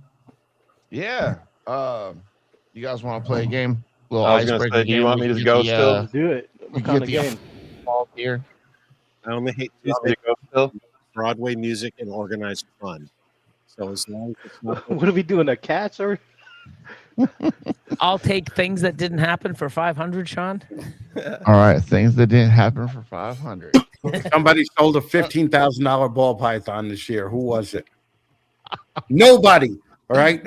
Nobody sold a $15,000 ball python. Good night. I sold one for 10. Yeah. No, I've Craig seen would say it wasn't me. 13.5 has been the most that I've seen so far this year. 13.5, but the dude said that he sold it for 25. Right, and I'm like, come on, man. Like, Yeah, he's lying. yeah, don't Lying, lie to people. He had it listed for 25. He sold it for 16 or something, 13. And I'm just like, dude, come on, all right? Wow. Hmm. Dude. I think that what everybody has to realize is that all their ball pythons are going to sell for $800, you know, and fucking go from there. Because I was looking at Morph I'll Market, take it, man. Chris Logic. I'll take it. yeah, there was no on the auctions. There wasn't a snake going for above $500, man. Yeah. Yeah, but you're putting low end quality, I should say quality, but lower end genetics that are readily available, and there's a lot of them out there. You know, you didn't see triple and quad recessive visuals. No, on there. no, of course not. Shoot, But I've seen ones that look just as good as those. Oh, 100%. You know, hey, I got a honey cypress clown for sale, female. I think the fact that I wouldn't buy it from you just because there's honey in it, right? Like fucking what a bullshit gene that Yeah, is. I just poured some money on there. Patreons, on his Patreon. What was that? Shitting on jeans? Shitting on jeans. Yeah. Shitting on. I think it was just called shitting on. Yeah, and it was and he like would go on, and he had what was that one that's heavily in Texas? Oh, Huffman. The Huffman, yeah. Yeah, he's shitting on Huffman and shitting on this one and shit. They were pretty funny little episodes. But yeah, but that's the thing. Like it was just a fucking joke, and people got so people butthurt. got mad. But the people who understood the joke got it, and they were happy that somebody brought attention to that. I was laughing when you did the Ultramel. And Yeah. I'm like, look, I'm shitting on Ultramel. Like, come on. Like, it's a fucking recessive for one. You can see the morph. You know what I mean? It's plain as day. Even Mike can, but, Oh shit. But then he's putting out a shitting on Ultramel. And I'm like, what a fucking douche. But I laughed the whole time. It was awesome. But I did shitting on like Herpers too. And that one was my favorite. Like fucking shitting on Herpers. Like fucking it's just these fucking people that just you got a snake waiting somewhere for 3 fucking days for a gerbil to fucking walk by, and some gorilla with a fucking camera fucking yanks you out of your favorite hiding spot to get a picture for the Instagram, and then fucking throws you back. Like, get the fuck out of here. Just leave the goddamn thing alone. All right. That's hilarious. I'll tell you something. You know what? I like what you said there, Chris. If you actually took the time to like look at it in its environment, you're gonna get a way better pic than you and your grubby ass hand fucking holding it out. Yeah. Fucking A. Can you just see it? I mean, you look like what is that? Of Men and Mice. I'm gonna pet it and I'm gonna love it and I'm gonna. Oh yeah. Yeah, of Mice and Men. You're fucking Lenny from fucking Of Mice and Men. Like it's so stupid, man. I was like, you never see that with a lion. You never see some idiot walking up to a lion being just kicking it in the face and fucking getting a picture with it, but fucking, you see a fucking snake somewhere, dickhead gotta fuck with it. In its natural habitat under corrugated tin. Right. Yeah. I mean, a lot of people love to do it. I just don't like, I've never had the time, and I don't think if I had free time, it's like, oh, I got nothing to do today. Let's go out in the woods and look for animals. Like, right. It's just not something like me and guns. It's just not me. But other people, that's all they want to do on their spare time when they travel. That's all they do is they go on safari, go look for stuff and cool animals. And it's like it has to be something that's in you that wants to do it. Right. Right. I don't see the point of it because if I want to see the animal, I can see really cool pictures from people like Joe and other people that online. It's like, holy fuck, look at that, and I can also learn about it all and just Google what it requires. Solo layout. There's some folks out there that go out in the woods and do it right. They take, and you don't have to take like 10 grand in camera equipment out there to do it. I mean, cell phones now have these clip-on lenses that are freaking amazing. Zoom, they do a good job. And if all you're doing is posting to Instagram, they work great. But you don't have to spend a fortune, but let them be in their environment. I mean, some of the best pictures I've seen have been in the wild environment where you know what you're doing a little bit with the lighting, pay attention what the picture's going to look like, and you leave it the fuck alone. Yeah. Yeah. They find a little twig or a branch and they're poking it and trying to lift it out and like right. Like get the fuck out of here. Holy shit. I had a neighbor in LA who would want to go out to the woods and just touch a deer. Like sneak up on a deer enough to just be able to touch it with his finger. And then he was fucking happy with that. And I'm like, even that's kind of fucked up, like you're fucking scaring the shit out of a fucking take him to a petting zoo. It'd be a lot easier. Fuck. Fucking A, man. Be one of those guys on YouTube. I don't know why I got gored. I don't know why I got kicked in the face. All right, there's some reptile shows out there that look like petting zoos. You can go to one of them. So I was playing with my camera, especially the local on ones. Monday evening and trying to get it set up for streaming, and decided I'd do it on TikTok because nobody sees me that I need. Shit, every weekend there's like 6 shows. It's a finger of deer. I got on there and ended up some guy from Africa named Bull popped on the screen with me when we was talking, and he wanted to see all the ball python. He said, we don't have those colors here. I said, well, these don't happen in the wild because they don't meet each other. You know what I'm saying? But he surprised me. I guess it makes sense because of different cultures. But he says, when they're grown, what do you do with them? I said, well, we keep them, we breed them, we trade them, we sell them. It's a lifelong commitment kind of thing. We take care of them. Oh, we eat them. Yeah, I believe that. Yeah. Oh, that's why they're not getting any more. They don't have time to. So, Wow. never thought about that before then, but it makes sense. Growing up in the Appalachian Mountains, we ate rattlesnake and things. So. Well, what's up, Wiz, man? Yeah, Nice to man. see you, Wiz. Thanks for checking in, Wiz. Hey. So, He had his Chris, you birthday did the other day, man. So if you ain't said happy birthday, go ahead and say happy birthday to Wiz. birthday. Oh, happy birthday. Happy B-Day. Happy birthday, bud. Birthday, Wiz. Yeah, there's Wiz, there's Sky, and then Sky's Delmala, birthday's Alan today. from Delmala Exotics too. It's his birthday. Yep. My nephew's Chris, birthday. you did a one of your rant videos on how the ball python industry was more of a dream than it is a hobby, or when you buy a ball python, you're buying into a dream. Don't you think in 2025 we kind of finally put the nail in the coffin on the get rich quick scheme of ball pythons? That meme is kind of done. I think it's kind of done, but I also don't think, and for everybody in the room, I'm sorry for saying this. I don't think it's coming back to what it was, 10 years ago. I think that pipe dream is dead. I think that there'll always be guys like Billy and Justin, and Bob Wu that put, 10 recessors together. Hey, who's to say there's not a coronavirus 2.0? We can only hope. Let's go. No. I unless there is, if you were monetized, you would have just got demonetized. Yeah, but that's right. I just don't see it coming back. But I also think that there's so many more interesting things that ball pythons are a gateway to that it's still going to help the hobby. Everybody that was into ball pythons is into chondros now, but it's still helping the chondro market. And I think that if more people start showing off their stuff, there'll be a lot more common species than just a ball python and a bearded dragon and with a crested gecko. Yeah.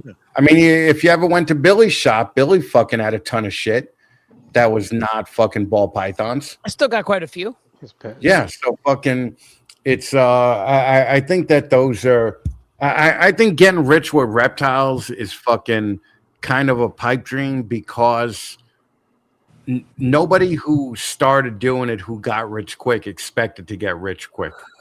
When guys like Ralph Davis and Peter Kahl were out there, they were doing it because they loved doing it. They weren't expecting to get $20,000, $30,000 a snake. Now they did, okay, but those were shrewd guys that fucking figured it out. I just think that there's going to be some kind of cap on a ball python because what's going to happen is it doesn't matter if your $3,500 or a $5,000 snake looks amazing. If I could find a snake in Petco that I think looks as amazing for $400. Yeah. So there's going to be some kind of cap off on cool snakes, I think. If you don't maybe it's no longer get rich quick. Oh, sorry. Go ahead, Jeepa. I said, if you don't have that big name behind big price, you're never going to get it. That's not true at all. Really? No, not at all. I've bought a lot of animals from people that were customers of mine or people like first year getting in after they invested wisely. There's some new people, like name a few. Conduit Constrictors. I think he's third or fourth year. Guy's producing stuff like incredible quality stuff. You've got everyone from Epic. You've got Sculpted Prague. Sculpted Exotics. Like it's like, man, the stuff he's popping out. Look what Miguel did in 5 years, and it's because he listened, invested, did things right. And you can only produce what you put in, right?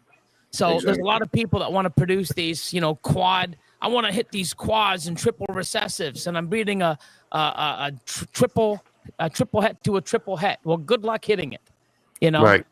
But you but the thing is that the market of people that could afford those snakes, other breeders, basically. Correct. Yeah. Now That's shrinking. That part is shrinking, right? I would say that realistically, well, like Conduit, he's a good friend of mine, and fucking he puts out great shit, but he's also not selling a $5,000 snake every day, right.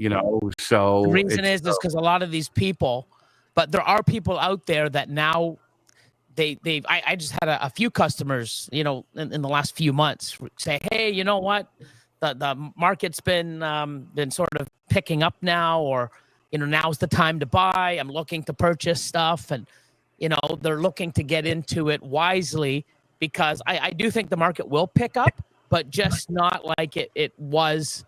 And I think that the problem is we had the COVID influx, because every year ball pythons would always decrease at a rate. Right. But then when we had that huge spike, and then the drop, which is a little bit more than it should be, instead of being like this, and then a drop, it went like this, high spike, and then a huge drop. And people don't compare where it was in 1999 or Right. 2019. Right. 2018. They look at 2020, 21 prices, what they paid, and now what it's worth now. You know? So that's why it was like, oh my God, the sky's falling. Well, if we didn't have that huge influx, it wouldn't be that big of a shock to everybody. It'd be like, yeah, this sucks, but not as much. And unfortunately, a lot of people bought like $5,000, $6,000, $7,000, $10,000 animals that 2 years later, they're now, a fifth of the price. Right. But you're not going to lose on that. It's just going to take you a few extra years to recoup those funds, because a lot of people want to make their money back within the first year or two. But if you set that never 3 to 5 happens. years, man, if you're not making, double your money in 3 to 5 years, you're not set up properly. Right. One of the best things I think happened last year and in the last couple of years, but especially I think it really hit into 2025, were the new gen of shows, like Southeast Reptile Expo and AARPE, and I think so. On the retail side, I see a lot of upside moving forward, if that's the trend, and the kind of little shows that are kind of little dumpy weekend shows that aren't they advertise 3 times on Facebook and once on Instagram, and they think that kind of show I think is going to have a tougher time. But I do like seeing that we've got big players making big moves in the shows. So I wanted to segue into something, and Chris kind of started it out. I was going to say what I kind of learned this last year, and it all has to do with everything you guys just talked about. Growth, evolution, right? You guys do something completely different than what I do. You breed with purpose, theoretically, to make something better, to make something new, to grow what you do.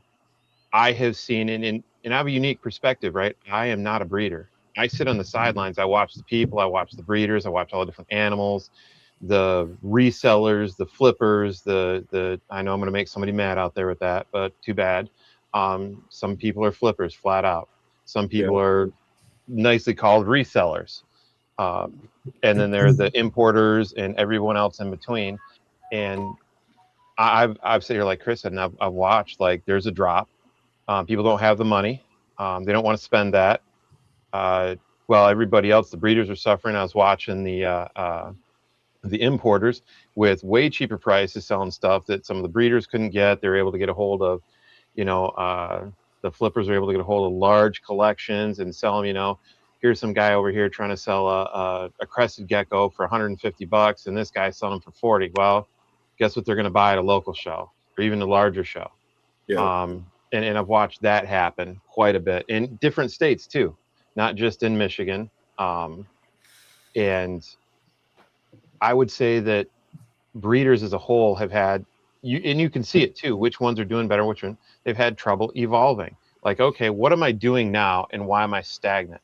For me as a photographer, I'm like, all right, my stuff's gotten stagnant. My stuff looks the same as it did a year ago. What do I need to do to be different? What do I need to do to grow? I see another photographer out there that's making stuff that I like better than mine. that's doing something better, doing something more imaginative. Okay, what do I need to do to change that? What equipment can I get? What skill can I pick up that I need to learn? That's good. And a lot of it is marketing. Oh my God, I have watched photographers that are better than I am that nobody knows about because they have shit marketing. They refuse to learn to find a way to do better. And I'm watching breeders out there do the same thing. Sellers, vendors of any kind. They're like, this is what I've always done. And they turn around and get mad at a show because nobody wants their stuff. It's like, well, somebody else is doing something different. These other people also get on their social media. They push it. Hey, look, I'm going to be here. They helped, and they went to shows and created a small name for themselves, and they get followers. People pay attention. They get on the podcast. They do the live Instagram and YouTube stuff. And I think that's going to make a huge difference in this next few years because they've shut down importing from a lot of places. There's stuff that you're not going to see, like Chinese water dragons. The folks that were smart and held on to those people that are captive breeding already watched their price start to double and triple for babies. And it's not been that long since you can get them from China. And the folks that have held on to some of that stuff, the breeders that are hanging tough in ball pythons that have a 5 and a 10-year plan, that have looked ahead and said, okay, stuff's going to change. What am I going to do different? Costs are coming in. How can I change my cost yet still produce, and how can I figure out the marketing end of it? How can I show everybody what I'm doing and make them want what I've got? And the folks that refuse to evolve are going to fall by the wayside and hang on until, they push us themselves. And for me this year, I'm not going to do that. I'm not going to do that to myself as a photographer. I'm going to grow. I'm going to say, all right, take a hard look in the mirror. You're not doing better. What do you got to do? Yeah. Oh, go ahead. Go ahead, Billy. I was gonna say a lot of people had that mentality, 2017, 18, 19, 20, where the expansion. Everyone's like, oh, well, I don't need to do this. I'm gonna continue just to reproduce the same stuff year after year because I go to a show and I sell out. And then when the big boom came, they didn't want to adapt. Oh, I don't need an ultrasound. I don't need to market myself. I don't need to reinvest and buy better animals to upgrade my stock because I'm selling all this stuff out, and I don't need to change. And you saw all those people that were customers look beyond them because now their collection's way better. And they were sort of if I'm a customer of yours and I'm growing, and now I can't be a customer of yours because my stuff's better than yours, that new customer now is basically evolving and changing. And without social media and without going to shows and without being a part of lives and getting your name out there, you're just going to sort of, like with the way the market's dropping, if you're not a part of the market and trying to change and adapt, you're just going to drop faster than the market because there's too many people coming in that are putting their names out and being a part of the community and advertising and marketing and changing the way and shifting gears. I've done a few different ways, and I'm like, that's not really working. Let me go back and do another route. You need to change. It's like, you need to make a play call. Like, hey, this ain't working. Let's go back and change it, and see if this new method works. And you drowned. Yeah, a lot of people they go. Sorry, Chris, go ahead. Well, I think that a lot of people say that they'll do that long, hard look in the mirror. And they'll say that they'll do whatever they need to do to change, but they don't. And it used to be, you post the snake up on Instagram and sells, right? In 2019, 2018. It's not like that anymore, man. You got to be firing on all fucking cylinders, to be doing this, even part-time to make it worth it, so the full-time shit that you would have to do, I can't even imagine, doing that right now, because it's just insane. It's just like from when you wake up to when you fall asleep, you have to be thinking about ball pythons. And if you're not doing it, then you're never going to be one of the big guys, you know? There was something that Bob Vu said in, he's doing a new podcast with Leviathan and Will. Yeah. And he was talking about NBA players. And he's like, yeah, there's 400 NBA players that do this full time, right? But there's a ton of people in the amateur league that do it part time and have regular jobs. There's a bunch of people that play at the Y every weekend. But I think that I disagree with him on that, because everybody sold a dream to these guys saying that they're going to be able to play in the big leagues. And now you're saying you should be happy with a pickup game at the Y? Get the fuck out of here. I wouldn't be happy, but it's like when I tell people, like, oh, I want to get into this project. Okay, you need 20,000 to start. Oh, I only have a budget of 5. Well, there you go. You know what? You work at McDonald's and you want to own a Lamborghini. It ain't fucking happening. Right. You know? Yeah. So get and a that's loan. the thing is you don't want to get a loan, don't do it. Well, it's like, you know, people don't realize, you know, oh, I'm in the Sunset Project. What do you got? I got a Het Sunset and a Het Sunset. You got 2 fucking Hets. You're not in the project at all. Like I'm sorry. Like, you know what I mean? You know, so you got to build you know, you got to plan what you want. You got to build a project and you got to invest in it. You know, it's like anything else. If you don't invest into it, what you put in is what you're going to get back out. You know, not only financially, the time, the investment, the work, the knowledge, and then the connections. You know, people just think they can spend money on a certain, like, oh, I spent $5,000. And to some people, $5,000 is a lot of fucking money. But when you spend $5,000, other people are spending 50. Yeah. But, you know, and they're doing the exact same work, or hopefully same work and learning. And the thing is the results of the person that invested $5,000 doing the exact same thing the person invested $50,000, they're night and day. They're not even on the same court. And the problem is if you want to play in the NBA, you got to fucking do what it takes to be in the NBA. You know, and that's what people don't realize. They think that they spend a little bit and, you know, they're going to get to the top. And without you want to do something like that, you have to go above and beyond anything you think that you need to do. And it's not, I don't want to throw money around. And I tell people all the time, you don't need an expensive camera to take great photos. But if you want to do it and actually try to make money at it, you're going to drop dough, bro. You're I mean, and it's still that money is just raining out when I need new equipment. And when I find something else that I can do better, I can change something else I can do. And, you know, it's the same way in breeding. Like, you're going to spend money, you know, and that has not changed in any business ever. You will spend money to make money, and it's always a gamble. And that's what I think it means by that it's the pipe dream that's over. Now it's a hard business, just like every other fucking business is a hard business. Yeah. And I think there's no replacement for the amount of time that you have to put into it. Well, like, you can't spend $200,000 and think that you could jump the line, you know, anymore, because nobody knows who the fuck you are.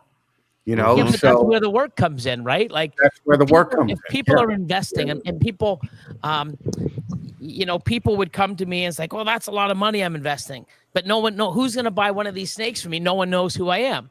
These fucking snakes aren't going to breed, aren't going to make you babies for another year. You have a whole fucking year to build a brand, to market yourself, to take pictures, to, you know, and that's a job in itself. Marketing, Instagram. It's like, you know, you have a whole fucking year with all these amazing animals to produce, to get out, to make a name, so that when you do produce these animals, you've already made, you know, you've already got people out there. Like Sammy, I knew Sammy before he even probably fucking bought a snake. You know what I mean? Sammy was in everyone's face. Like, Sammy, the pink shirt guy. Holy fuck. You know? And I came and visit you and spread the pink love up there in Canada. But hey, you know what? And that's what I'm talking about. This is what I loved. And I would tell you right now, if Sammy was closer, I would hire him to come down and work my booth at the shows I get hired to do photos at. I'd probably sell a shit ton more photographs at the table. Sammy hustles, man. And he does the exact opposite of this. Here's a bullshit term that I hate when it comes to trying to grow a business. Grind. Shut up. Grind is a temporary thing. It is a temporary thing. That is a solution to a hard point, right? Like for my military friends out there, when you're getting to run a course or something, you grind through it when you're tired, right? You grind through it when you're wore out. But grind is not a 100% all the time. You're not putting your truck into four-wheel drive low and running that thing down 80 miles an hour down the road. You're going to explode. You do not grind 100% of the time. You hustle. You try to find a better way so you don't have to grind all the time. And that's where I said you got to evolve. And I think people have heard this term, you know, in every small business, grind it out, put your head down and just keep going. No, man, you got to pull your head up to see what's going on around you. Pay attention to what everybody else is doing. Pay attention to what's selling, what's not. Yeah. You know? That's what I did blows my mind. before I started to get into the ball pythons. I went to the shows for a couple of years to figure out who was working with what and, you know, what their plans were and just trying to, you know, get ideas, you know, where to go with my plans. So, yeah, everyone has a budget and everybody has, you know, not everybody has the same amount of time, same amount of space, same amount of budget, same amount of want or desire. Yeah. And one thing I've done is, you know, with my Patreon, I've talked to them and say, what's your goals? What do you want? What's your budget? Give me all the parameters and I'll tell you where you can be and what I'm not going to blow this like, oh my God, well, you could just spend any money and you can be at the top. Like, it's like, you know, like ask Sean, when I first met him, give me your collection. Okay. Why do you have 5 of these fucking things? They're all males. You can use one. Get rid of them. Do some homework. Tell me which ones you want because you can't have them all. Pick your projects. He came back. And within about 2-3 months, I'm like, you fucking get it, bro. Like, you know what I mean? Like I had people call me and say, hey, let me see your list. They got 20 males and 21 females. What the fuck are you doing? Like, you're not doing I don't know if I had that many males, Billy. No, not you, but other people have. I've had people call me with more males. Oh, I want to breed this to this and this to this. I'm like, well, you have 5 Mojave males. You just need one that can go like, you know, and why are you even breeding a fucking Mojave? You know? And that's the thing is you got to tell them the truth. Like, hey, the way you're doing it, you know, like if you work at McDonald's, the chance of you owning a fucking Lamborghini or an exotic car, Ferrari, you know, it ain't fucking happening because you know, you're putting your time and you're not getting the amount of dollars out. No matter how much you grind at McDonald's, you're not going to get a Lamborghini. Correct. Yeah, you know? There you go. That's exactly it, Chris. You got to step it up, find a better job, find a way to make more money. If you want that Lamborghini, you got to figure it out and change what you're doing. Just like you're saying, man. Two shifts. No, you got to get a better job. Educate yourself. Get better. Evolve. And in the ball python game, right? You still got to put the time in, whether it's $100 snake or a $10,000 snake. It's the same time, same space, same everything.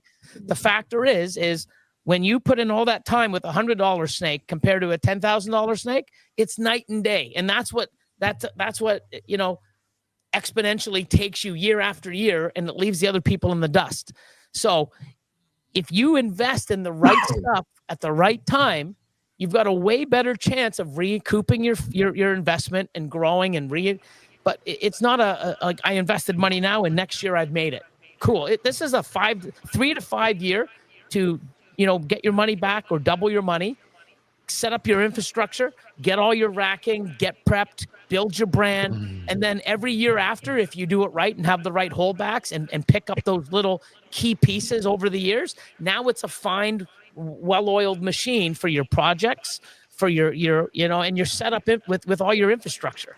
Well, I think a lot of people too, and one of the things when I'm at a show and I'm taking photos, I see a lot of like not yet breeders. I want to be a breeder. I'm kind of starting to breed type folks because they want their picture taken. They're all excited. They're in that honeymoon phase of breeding. And there's a couple instances that remind me of like why that a lot of them don't work out. One, this person came up to me and was telling me, oh, yep, this is going to go for my project. And I went, oh, cool. What are you making? Understanding I'm just shop talking at this point because I don't know jack and crap about genetics, but I understand your intentions. And they went, I'm not sure yet. Well, then how do you have a project if you're not sure? Yeah. And there's a lot of folks that, just like you said, they have no plan. They don't know what they're doing.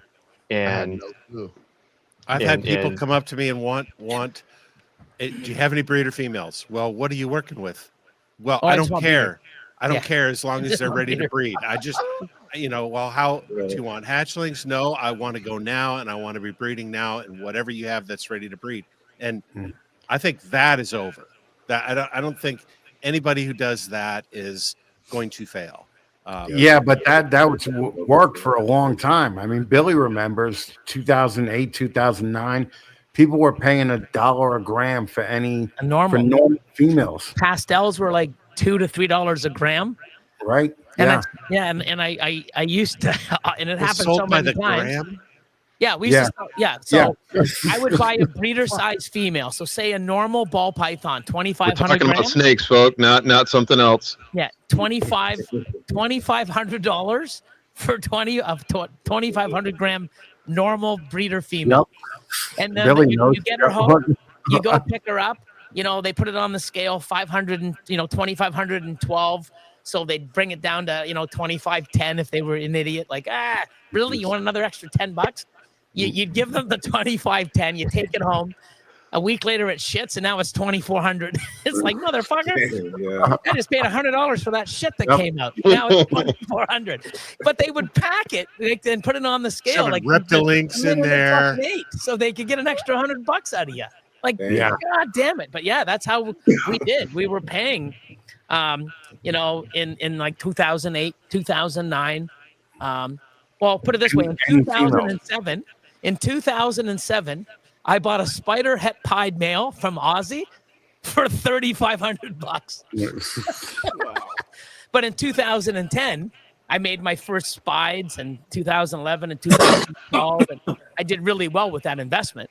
But crazy. A spider het pied male for $3,500 US. Well, that was also when the codoms or incomplete dominance were the shit, right? So a normal would produce half pinstripes or half fucking spiders or half whatever, and then the spider just took a shit, right, for no fucking reason at all.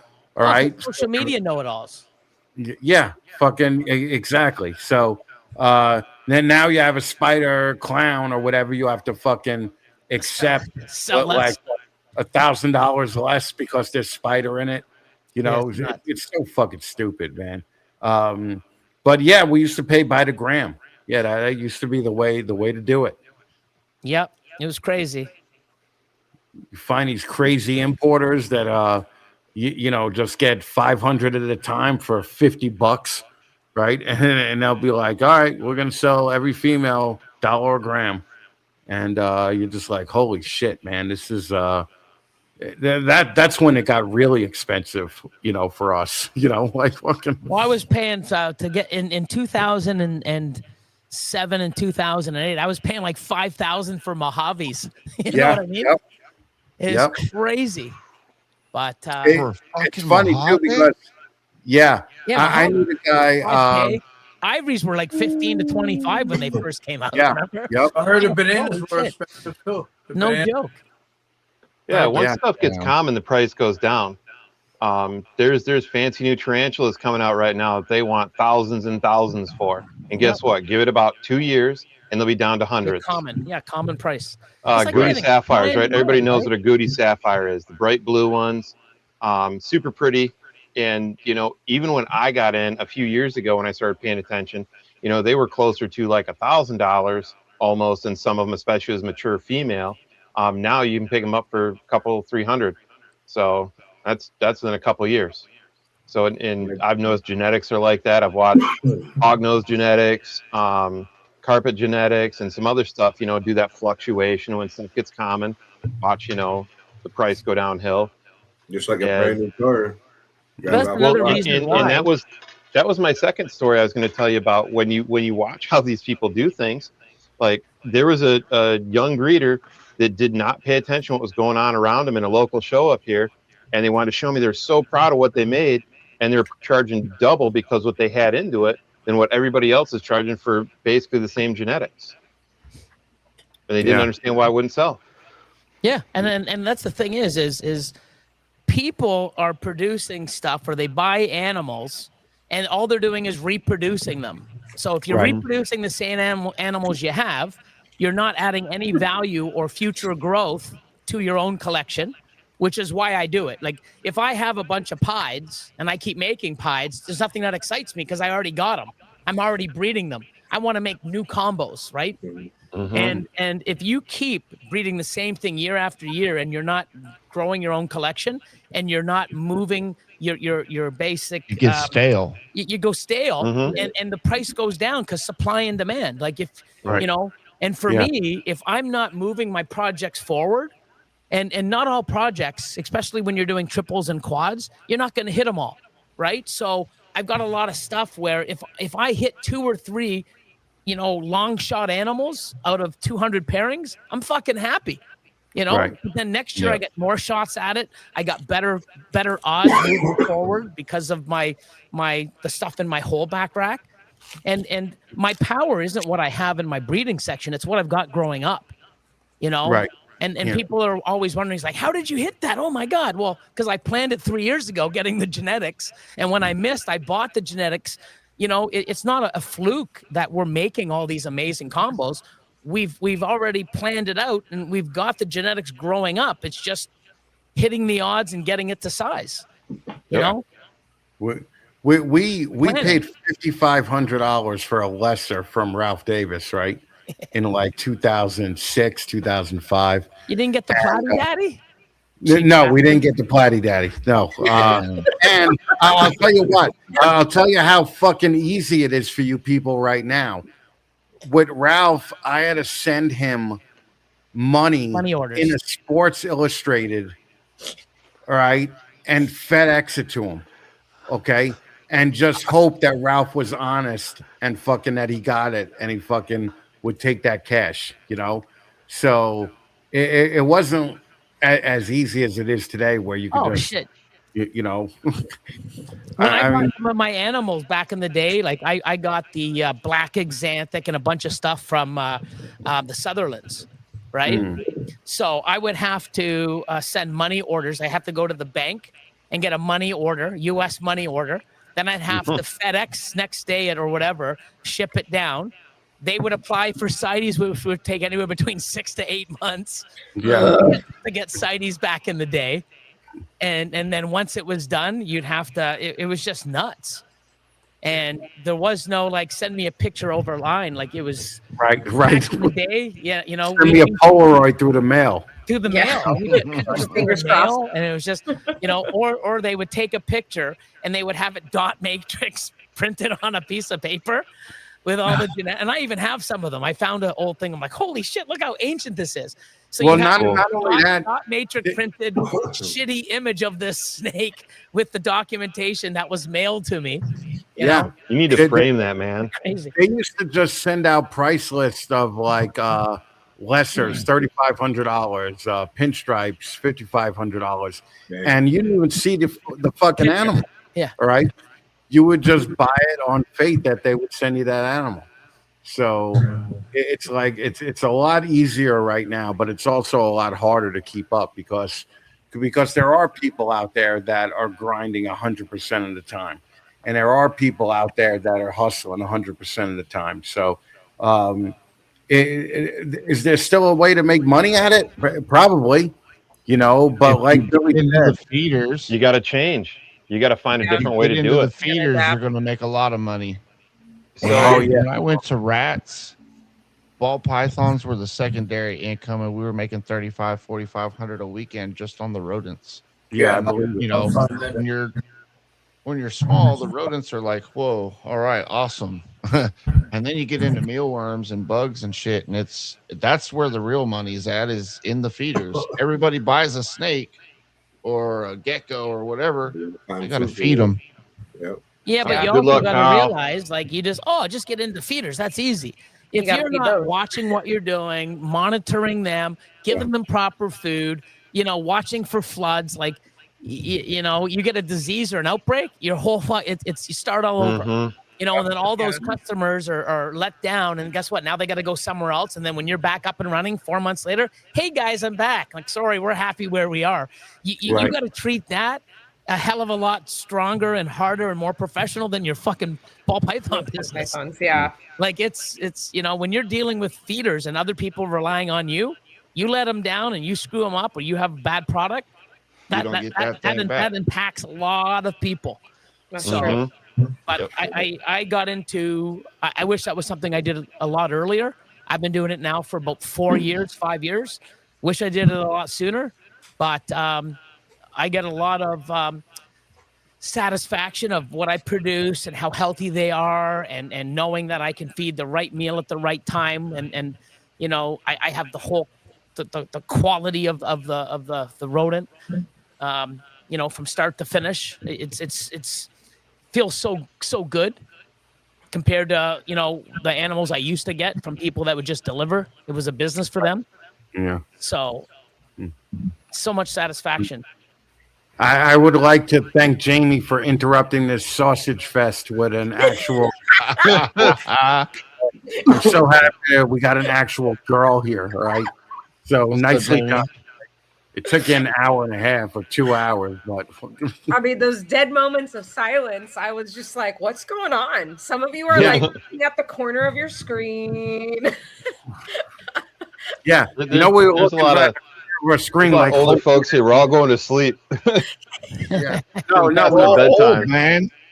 We're looking at the corner of our screen, hoping that there's a chick in the room. I'm still mad at Adrian over here looking so young when he's the same age as me. I got all this gray in my beard. Breaking my heart, bro. All right, guys, I gotta go. Adrian. Later, Sammy. All right, Sammy. Later, Sammy. Happy New Year, bro. Thank you. Have a good New Year, bro. All right, I'll check you guys out later. All right, later, Sammy. Nah, Sammy. Chris. Peace out, Sammy. Bye. Tell me you got another woman waiting in the chat. I'm bored. Let me go to the chat room, Rudy. I'll be right back. Oh, dude, talking about burnout, man. You know, one of the, like you're talking, if you're going to keep on ball pythons, they're going to make some ball python folks here. I do not want to take a picture of your banana or your pie. Everybody's got one. I'm so tired of taking photos of what everybody else has got. We'll see how this highway is slightly different, that the line on this is a little bit longer than that one. Yeah, but the thing is that those $300 to $500 people are keeping the hobby alive right now. They are. It's very true. You know, so I'm on that burnout mode. Like, I want to see the new stuff that all these breeders are coming out with. This different, like Val from White Feather, man. That what is that? That Misfit, Sean, that he came out with. Yeah. Oof. That was nice, dude. That was cool. Yeah, Val's got some good stuff. He's had it for about 7 years. I mean, I say that, like, you know, as everybody's, and I'll take a photo. That's what I get hired to do. I'm happy to do it, and I'm not gonna be mad or mean about it. I'll take a photo and try to make your animal look as good as I possibly can. But it doesn't mean I'm like, woo, you know, super happy. I want to see something new. I want to see something wild.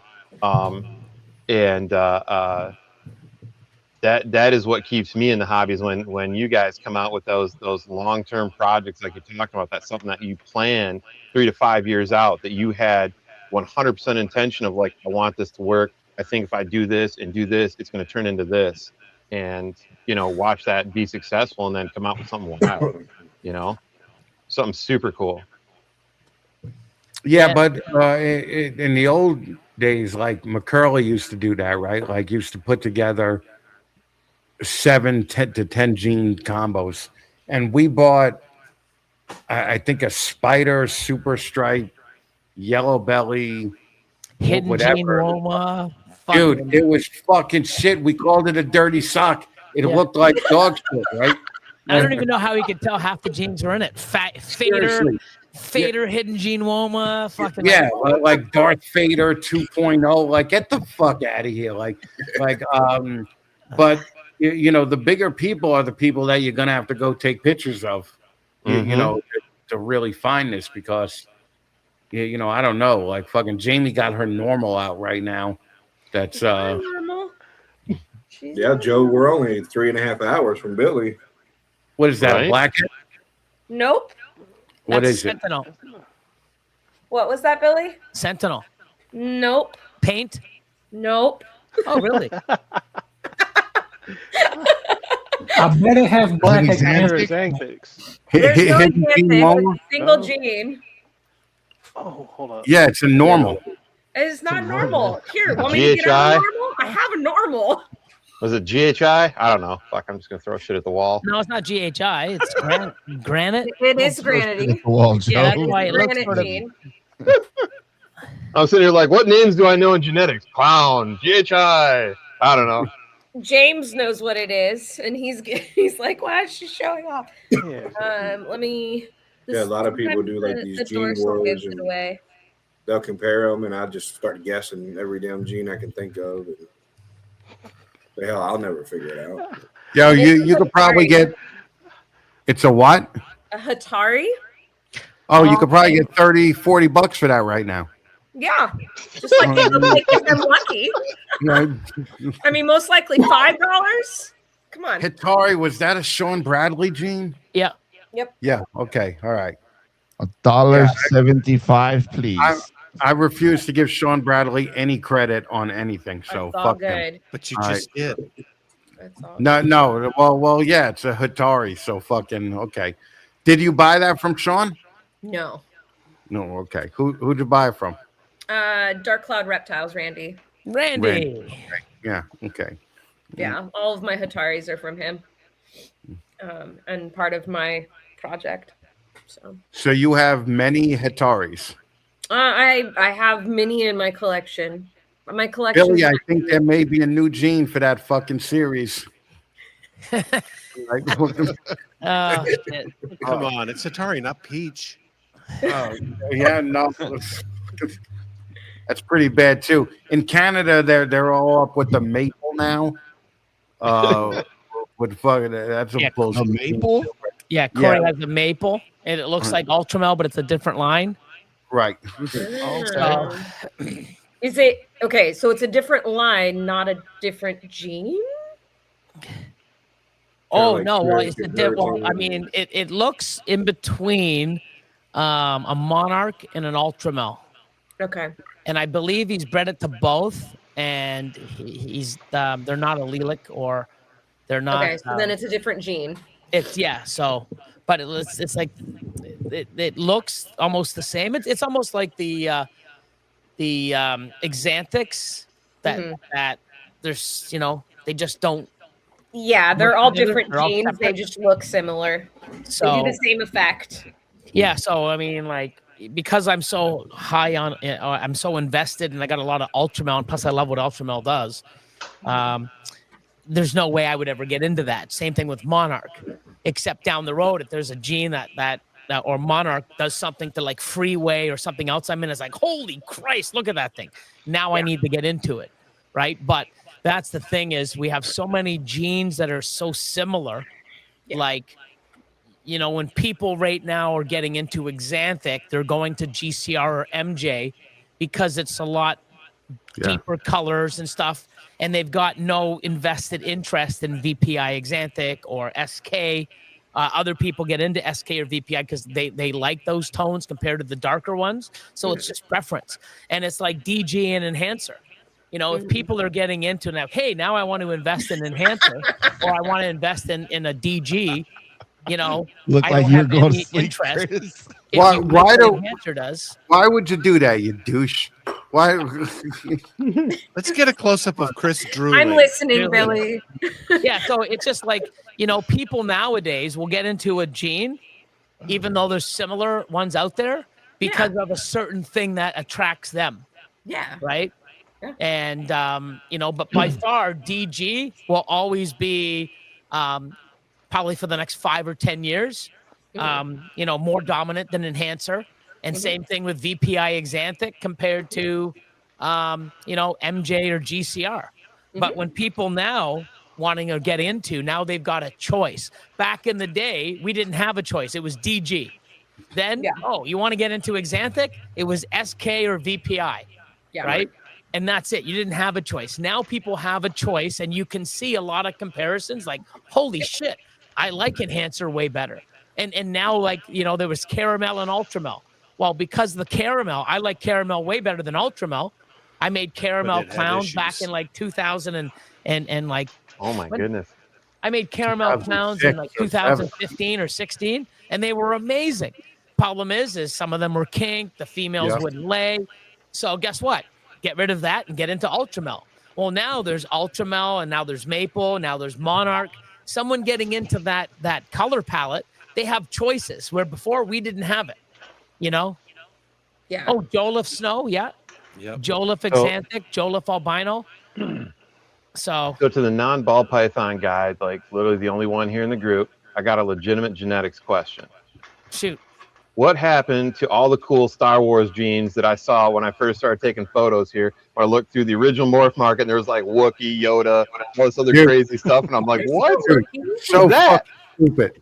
So fucking stupid. Yeah. I was there when the chick who did the Wookiee in Daytona approached Justin about it, and she had these fucking cards, you know, printed out that showed it, and you know, she was like, Justin was like, what are you calling it? And she's like, the Wookiee. And I was like, that's the dumbest thing that I ever fucking heard of. But like, why would you do that? But like, why would you do Wookiee, Jedi, fucking Grim? These are all fucking bullshit fucking genes that people just came up with, you know, to try to market their fucking stupid normals. So, I love it, Chris. How do you feel about it? yeah, no, it's pathetic, man. It's just like, why are you taking my favorite fucking movie franchise of all time and ruining it with fucking ball python shit? Look, I got Here you go, fucking Chris. figures right here. All right, Pop me up on the screen there. I ain't fucking around. You're taking my favorite shit and you're fucking it up. And I was in Daytona in like 2011, 2010. Here you go, Chris. Oh, look, she got another smuggling company. Here's my normal. That's Is another there- normal. All right, there we go. I don't know. Okay. There's something going on in that. That's what I'm talking about. So that's why I had to ask, Chris. I'm glad you said that, because as a guy getting into, you know, trying to learn about genetics, which, by the way, folks, trying to learn ball python genetics has been harder than trying to learn Latin. All right? That took Yeah. me a while, too. I want to get a new gene, and I want to call the super form Hans, and the single gene Solo. Han Solo. And I'm All right, see, that's at least inventive. I can respect that. But I mean, imagine being a guy that has no idea about genetics, and they're trying to tell you, like, you know, it's this, and you're like, why did you call it Wookiee? What makes it look like a Wookiee? Did you get a green gene so it looks like a Yoda? Yeah. Like, right. Is it really I small? agree Is it with a that. dwarf? What is it? 110% of like, why Well- are you naming it what it is? James, some of the names that are out there that aren't even common, like, have you seen the list of genes that are actually out there that you're like, what the fuck? I've never even heard of this. Well, how stupid is this Right? name? yeah. The rest of the snake world, it's named after the person who most successfully exploited it. Right. Yeah. Like A few months ago, I Doors. was at a show vending, and my daughter, you know, we walk around and see who has what, and you'll see if I can pick up anything to further my Sunset Clown stuff. And my daughter goes, "Oh, there's a mango gene." And I was like, "What's the mango gene?" She goes, "Oh, it's something we just threw together." I was like, "Well, what genes? Oh, it's a banana pastel." I was like, "Okay, whatever." So, See, look, fucking Adrian is fucking joining this fucking bullshit that Jamie started. Listen, you could get away with a lot because you're a woman, all right? But showing a fucking snake on a fucking camera, no good. No Go, good. Jamie. Hey, it's better than staring Hey, at I a bunch of old dudes looking at the corner of their screens waiting for a chick to pop on. Hey, I gotta show off, man. I'm new. These stupid names. You know what? I don't think it is. Okay? No, this is an import. Well, let's look at Adrian Snake. Joe, see if you can get a hold of Kat. We need more females. No, okay. Hey, let me you want to hear message some of Jack. these Chris stupid happy. names? I talked to Lace, Sean, earlier, and she said she might pop on. So Yeah, I know. I know. Send her She a told me message. You to. ready for some stupid Yeah. names? Sure. Yes, do it. Do it, do it, do it. Okay, you know there's hypo, right? Now there's a 210 hypo. Yeah, I saw that. What the fuck's a 210 hypo? I don't know. And then you have an A high, AHI. Oh, hey. A high? I don't know what that is. There's Ajax. There's A high? Alloy. Ambush, Ashen, Astro, Atomic's pretty cool, right? Depending, but Astro, what the hell? Like Astro? Anyways, there's one called Bald, the bald gene. Okay. Yeah, bald. Oh, I remember the bald gene. That was the McCurley thing, right? And you got Bengal. Okay. How about Bright? That's like a fire, I believe. Yeah, another type of fire. Yeah, I got a Bright in my collection. There's one So called. what did the Cafe. fire gene do, by the way? Did that make it fade kind of like bamboo did? No, it brightens it, gives it a little bit of color enhancement. There's Cafe, Carnivore. Do they eat Oh, meat? that's Carnivore is that dickhead from Europe, right? From England. Fucking Mills. That narrows. Yeah. Oh yeah. Okay. Yeah. If anybody, everybody wanted me to name names in my last video, he's one of the douches that were fucking on a podcast on a couple of shows. Fucking Mill Stacker fucking ripped off everybody. All right. Told everybody to say, now we're talking, Jamie. I don't think he's done that in a long time, but I know he's burned a lot of people. But in the last 3-4 years, I don't think he's, I think he's learned. I mean, I hope he just renamed Enchi Terminator and he renamed Spider. Whatever. Fucking. We'll get to that one. That dude is a douche. That dude is such a fucking douche. He fucking. I was talking to him for a while, right? And then I talked to Justin. And Justin was telling me some similar things that he would tell Justin. He's like, "Oh, you're my brother from another mother. You're fucking whatever." And then he ripped off Darren and Joe, D and Joe's pythons. What are the bigger?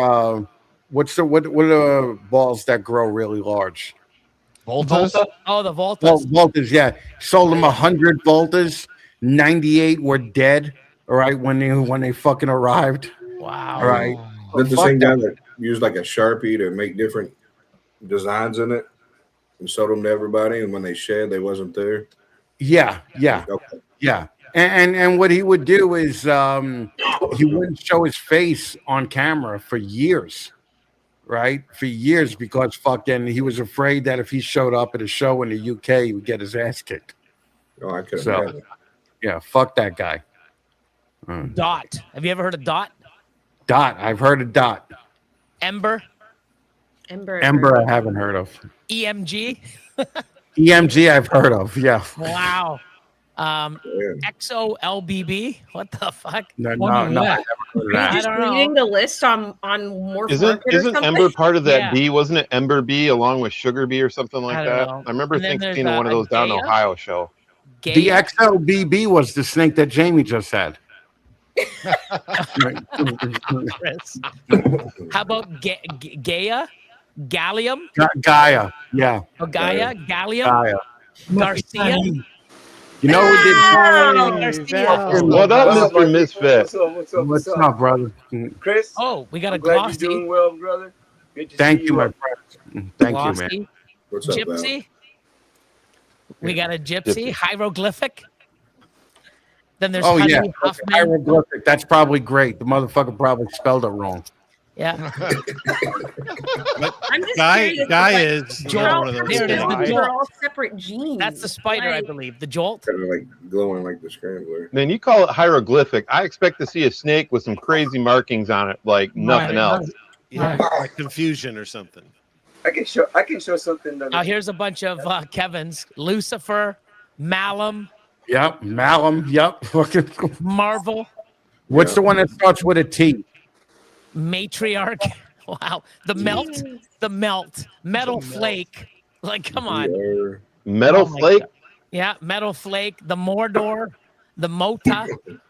I saw one was like the headache or the migraine. Mordor, Migraine, huh? yeah. The Nazca. We're gonna go with JR Token. The Hey, migraine. you start is naming like- some stuff like that, your shit better look cool. I'm sorry. I show up to a show not knowing genetics, like I got some Mordor genes, man. I want to show up Yeah, and it looks just like Mordor. the other dudes Odium. down the row there. Like a Odium, Mordor Nova. Orbit, Yeah, you Oreo, gotta definitely stand out nowadays. Peach. Yeah, the Will just said he has Fader. Fader is a bullshit gene too. Fader, Like, yeah. fucking- Yeah, And it's then like there's, how can you tell it as Fader? He's like nobody knows, right? Quake, Rain, Razor, Reaper, Rico, Rhino, Sar, Sable, Sahara, Sapphire, Sauce. Who names a ball python Sauce? The Sauce gene. Shut up, man. We had a gene we named Gravy. All right. Oh my God, the Smuggler, the Smuggler gene. The Smuggler. I'm telling you. Striker. Smuggle your money. We got Surge, Toranja, the Darkling, the Darkling. That's racist. Twister. I've heard of Twister. Saucy balls. Racist Darkling. Vesper, Voodoo. Yeah, Voodoo. But Taranga, it's either named after something out of like New Zealand area, or it's named after that show Futurama, one of the main characters. Is Voodoo like a darkening gene? That's one of the Bob Boo ones. Yeah, I thought that was one of the Bob Boo. Yeah. Yeah, it's pretty crazy looking, but I think it's comparable to another gene. Yeah. And then there's Zip Belly What the hell? and Zawadi I've heard of, but Zip Belly was Zip Belly. Like, wow, I don't know. Zip Belly. There's a whole That's bunch when of it's been a hernia surgery. Yeah, there's a lot of them. A lot of different genes out there, but the sauce ball. Sauce ball. This sauce ball saucy. Oh So a lot of them were I got a balls. saucy noodle. Hey, Chris, do you want to see my saucy noodle?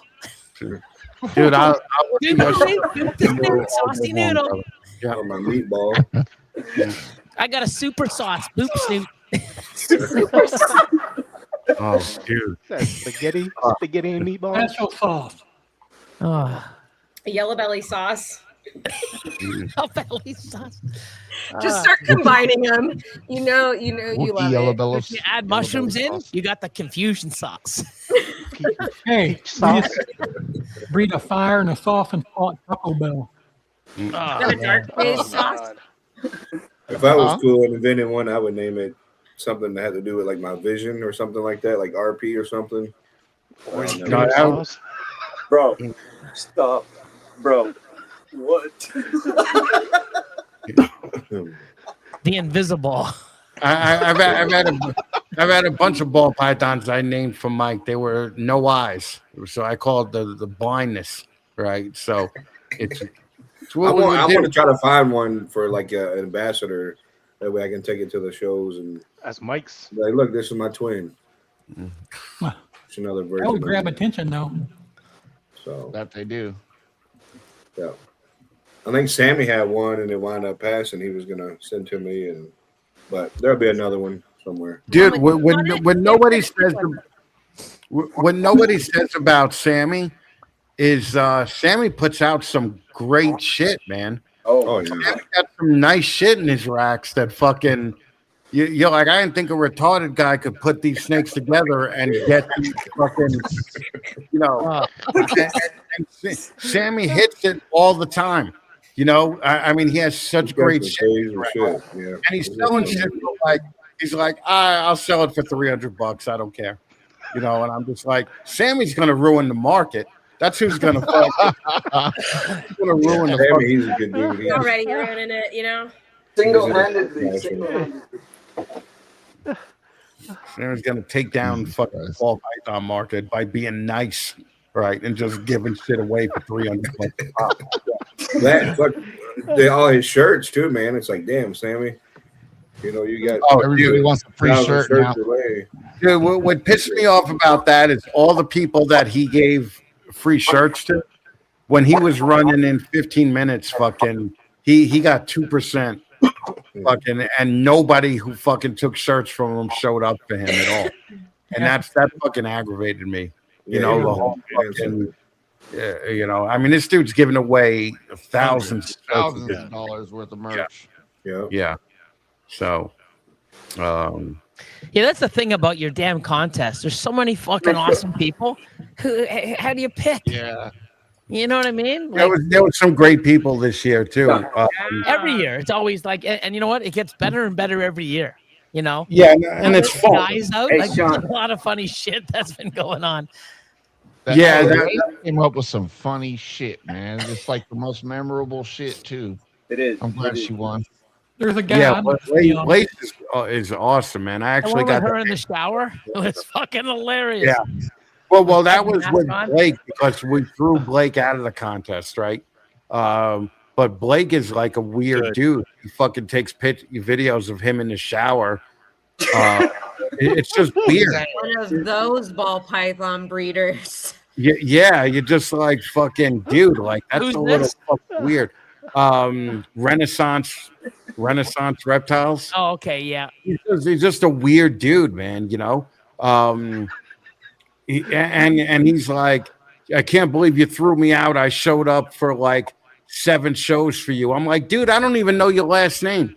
Okay, so fucking calm down. All But right. he's also the one that went after like fucking Flawless and just was ruthless and just Yeah. like, what the fuck? Yeah, he actually They didn't even know him. Yeah. And I was just like, I said this with Craig a couple times, and I'm just like, what the fuck's going on? And just like, Yeah. wow. He- You know, he's and then him going off on like, yeah, like I have my big tank behind me, and I cohabitate 3 ball pythons together, and I'm like, yeah. Oh well, my well, God. not only that, he was threatening like he wanted to fight Bob Vu and MJ Oh, yeah. and all these other And guys. You know? I figured, you know what I had flashbacks of? Fucking What? Sabri. Of who? The Sabri guy from fucking Oh, Montreal. Sabri, yeah. I'm just like, That because the you guy see him, that and you I'm were gonna fit you mimicking guys, videos I of? train, and he starts kicking the bag, and I'm like, oh, here we go. Here's another Sabri bullshit thing coming on. Dude, I thought that the Sabri videos were some of the best videos of the year that you've ever done. Well, like you've done the nunchuck one and the fucking the like kick in the bag. I was like, that's Billy's fucking brilliant for this. He doesn't even have to breed ball pythons. Billy won. Like Billy won ball pythons for 2025. You know, that dude is a weird fucking dude, man. And I met him in Canada. Well, when I was there the first time, and he was like, he was waving me down, and he's like, and I'm like, hey, what's up, man? And he goes, I'm Sabri, and I go, cool, right? And he goes, I'm Sabri. And I go, what do you do? And he goes, I'm Sabri. And I'm like, all right, that's a little weird. Groot. And he, well, yeah, like I am.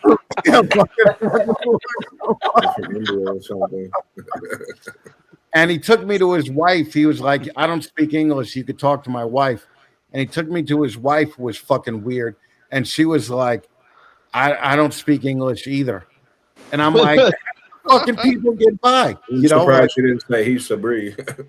yeah, he's Sabri. Yeah. Did he flex at all when he was saying that? Well, he didn't flex, but you could tell he was one of those dudes where you're like, hey, what time is it? And he's like, whoa, it's about 8:30. You know, like he's one of those dudes. And Walking around with tennis balls in his armpits. his broken English during videos where he's like, I'm best ball python breeder in the world. Yeah. Yeah. Fucking, Oh, he was that's a fucking weird dude. hilarious. Sean. People legit called and said, hey, man, I feel like he's going to come to your place and kill you. And I'm like, that's all good. Well, you're from Canada, right? You just lay on the ground and wait till they leave. Wasn't that? Yeah, you just leave the keys at the front door. Leave their keys at the front door and ask them if they want 50s or 100. It's all good. We have a plan. Oh, it was to the point where now it's just ridiculous. Like a month straight, I just blocked the guy because it was just nuts. He's like, I'm training for you, Billy. I come to kill you. I fucking kill you. He's training. Meanwhile, he's doing more damage to his wrists than he is fucking to the bag. And these special round kicks that fucking looks like he pulled something. I don't know. It's just like I like you guys' opinion on well. Damn, you just threw that What's his name? way to go. He wants Okay. your opinion on something, I believe. Yeah. Yeah. So this is a spot nose yellow belly lace. If you didn't get it tested, I don't believe that it's lace. It's Looks like a 100%. normal. It's 100% lace. Oh, Jamie. So spot nose yellow belly lace, Okay. and I added the misfit gene to it.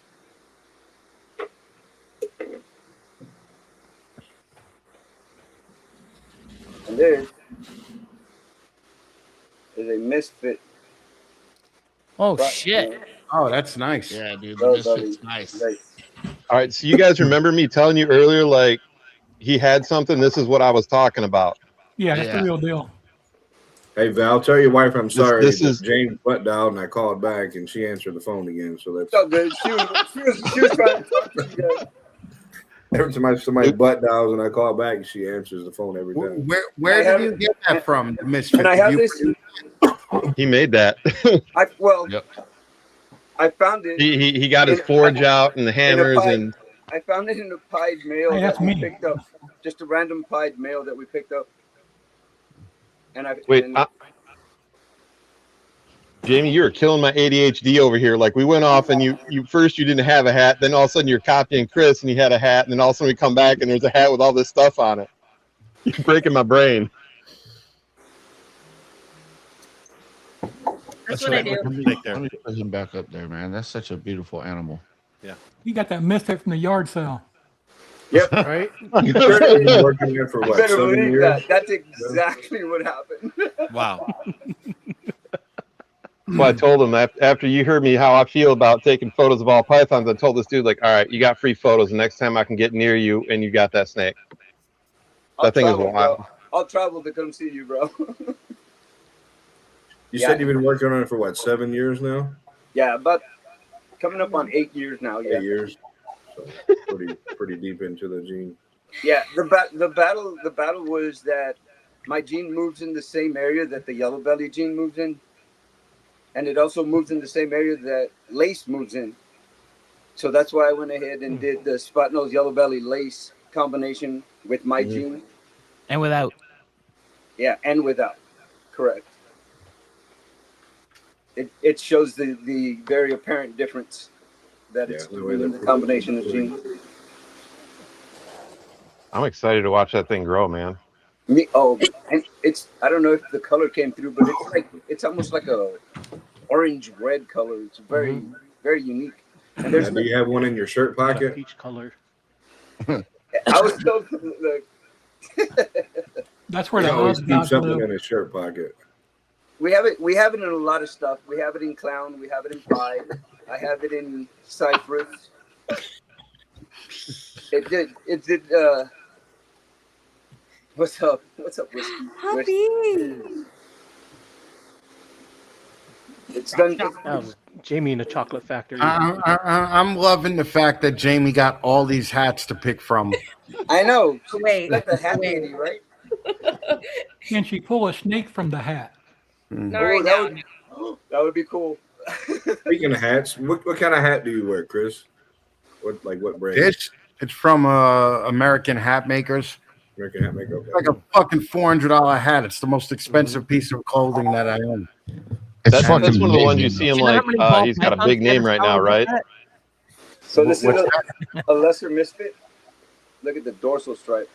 Oh, well, look at you pulling Lesser out of your ass out of fucking 2011. Lesser. That's fucking awesome.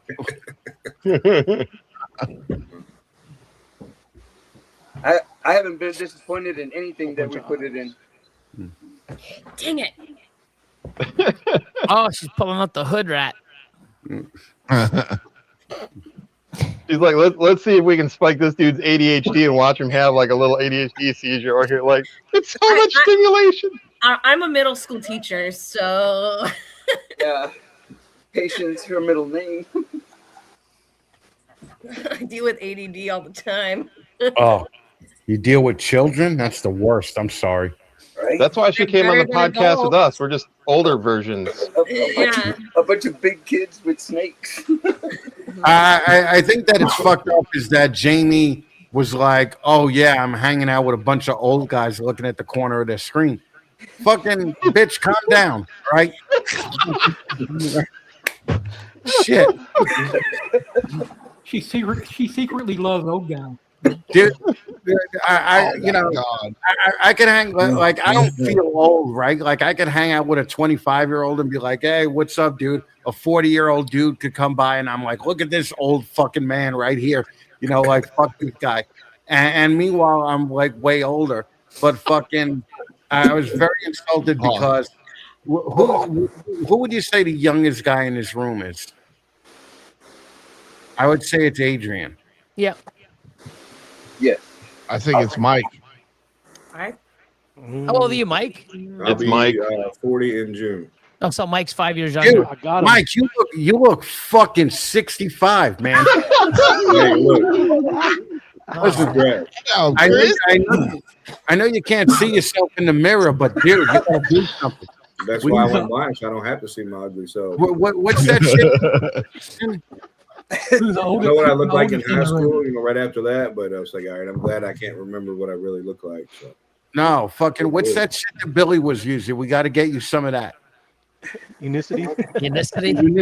Yeah. Unicity. All right. Get him a box of it, Billy. Send it to him. No way, Mike is fucking 39. Yeah. That's fucking nuts. Jesus Christ. Yeah, I'll be 46 this summer. I'm gonna be 45 in April. 56 bitches. Oh. Man. Am I the oldest at 60? When I was younger, I worked a lot of construction and different hard jobs and stuff like that. But I mean, it took a toll on me. But now, Well, Joe doesn't look that old either, right? Joe, what are you like in your 30s? Oh, you're so sweet. I knew I liked you. Now I'll be 46 in July.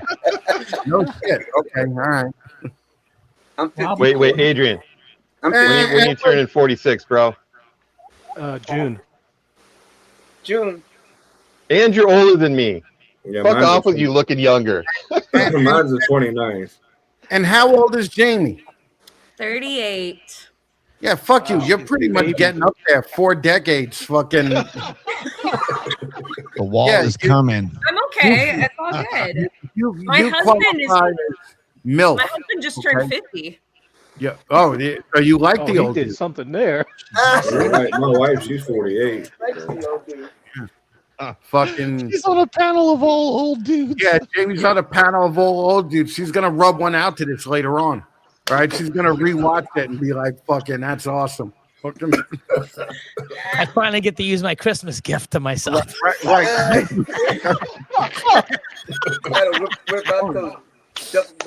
shit. I'm ancient. I'll be 61. I never had a 40-year-old chick call me old before. Fucking, that's insane. It's just fucking insane. You fucking young people. I hate you young people, man. Jesus Christ. I'm just teasing. And where are you from, Jamie? California. How you doing? Oh, you're in where in California? Southern California, near San Diego. Okay, cool. I lived in Vista and Escondido for a while. Okay. I'm just north of you. I'm in Dana Point. Oh, Dana. Okay, yeah, Cannon's is there. Is that still there? What? It's the restaurant on the water. The one on the cliff? Yeah. Yeah, it's With still there. the waiter named Bill? That's Yeah, super that expensive. one. Fucking Bill. What's that? That's super expensive. Yeah, it is super expensive, but it's still good. You know. Yeah, fucking- no, definitely. Wow. Fucking Dana Point, you're a rich chick, huh? Sure. No. No. All right, I'm just saying. I raise ball pythons, and I'm a middle school teacher. That should be able to answer. Yeah, but your husband could be a fucking stockbroker. The fucking no. Right. He's a brain surgeon. I'm just lucky. My family's been here since I was 10, and so the place that we live in now is the place that I moved here when I was 10. Gotcha. Okay. Yeah. Dana Point's still fucking nice though. It is. No, yes, no, it's, and like I said, we're super lucky that we pay the mortgage that my mom used to pay on the condo that we live in. Nice. Okay. Yeah. Yeah, it's just my husband and I. My husband's from South Dakota. Ooh, how did you meet him all the way out in California? How'd you meet him? Online? No, met him. He moved from South Dakota when he was younger. So we didn't like meet from South Dakota, but yeah, you guys would get along with him. He's not hoity-toity at all. It's funny. She got a snake from Craigslist, so she might have met him there. Craigslist? That's where some of your snakes came from, right? Well, my first ball python came from Craigslist. Go lay down. A spider. Go lay down. Who's yelling, go lay down? I know. That's they're going, okay. Say that to an old guy bye. like me. I'm like, okay, yeah. Man, I'm like, that's really Probably won't aggressive. get back dude. up. Like, Train your woman. I'll go lay down. God. Wow. We met. So one of the other things I used to do more often was Renaissance fairs, as well as doing acting. And then we do this other thing called Wasteland, which is a post-apocalyptic Mad Max theme out in California desert. So LARPing? Huh? LARPing? Not really. I mean, to the outside world, sure, why not? It technically is live action role playing, but it's not with like the foam swords and make believe and all of that shit that you get from what's the movie that like Paul Rudd. What? Yeah, that was hilarious. Yeah. Role models, yes. That was Oh my God, nothing like that. No, the Mad Max thing where we met, it's a lot of drinking and yeah. Debauchery. Yes. Weird stuff Yes. going on. Yes. Yeah. Yeah. So you can look it up and you can figure it out that way. Who knows? I'm not going to do that, but okay. Yeah, that's fine. Just LARPing is fucking good. You're a fucking nerd, huh? Yeah, I'm a nerd. Cool. A nature nerd, a geek nerd. I used to do gaming. You play Dungeons and Dragons too? Do you do D&D? It's He's a DM. no Yeah, and not yes. that big of a nerd. No and yes. It's yes. I really want to get into a campaign, but no, I don't currently. Okay. Ball pythons and freaking teaching take up a lot of time. Yes, they do. Especially, I mean, even though I have my collection's under 100 snakes, a lot of teaching takes a lot of shit. Hence why you hear my cold every freaking break. I tend to get sick. Well, what qualifies you to be Professor Pythons? So my middle school teaching, I've also taught college before, as well. I've taught high school, college, middle school, and that's it right now. So you're an actual professor. You taught in college. That's Chris, what qualifies you to be a fat man? Visceral fat. Visceral fat. It's going to be snakes Time in to the change that title. Yeah. Oh. All right, guys. It's fucking 20 minutes to midnight, and I have to party with all my fucking people coming over.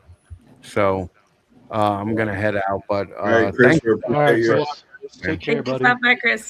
Yeah, Later, don't big guy. forget- Happy Later. New Year. Yeah. And hey, don't forget tomorrow at 9 Eastern, we're on the Fat Man YouTube. Yep. Yes, Tonight sir. at 8.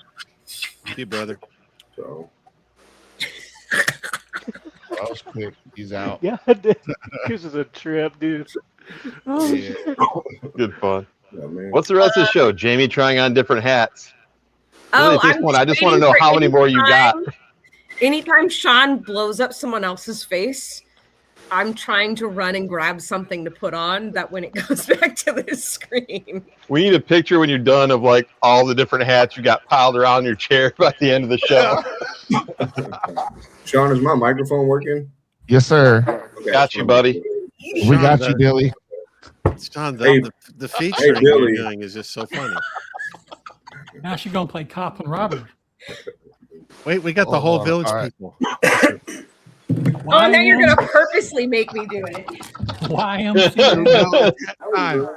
What What are you asking for that microphone, Billy? Come on. What's that? Well, how much are you asking for that microphone or that mic that you have? All right, I'm gonna Master sell Chief. both. I'm okay. gonna sell both. Let's go, mics. Halo. Jamie with the Halo.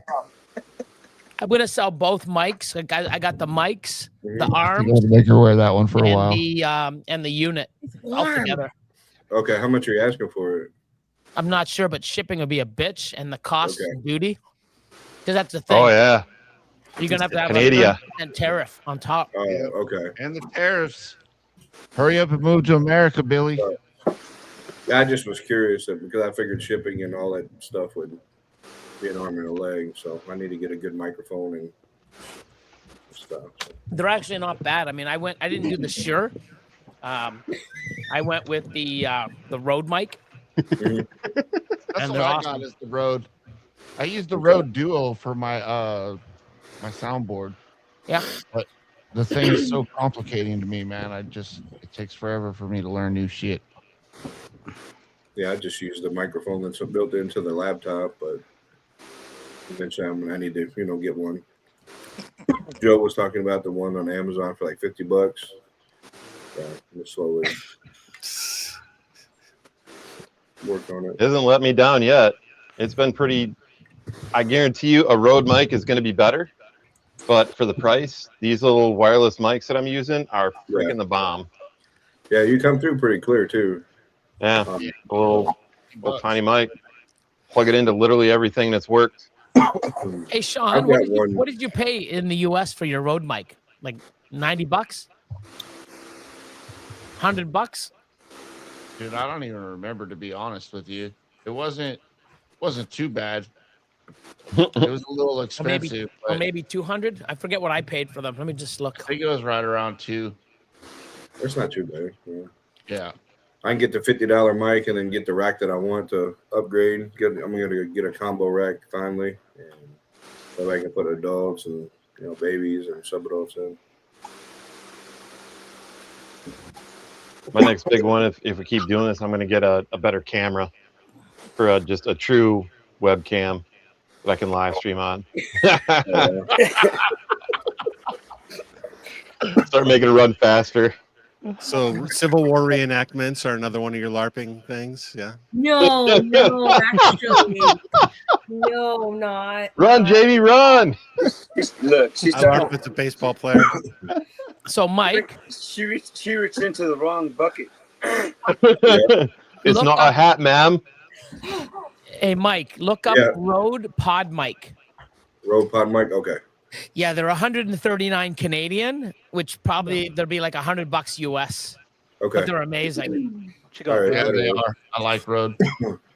Oh, They are the name. I don't know what that is. That's a pretty animal, Val.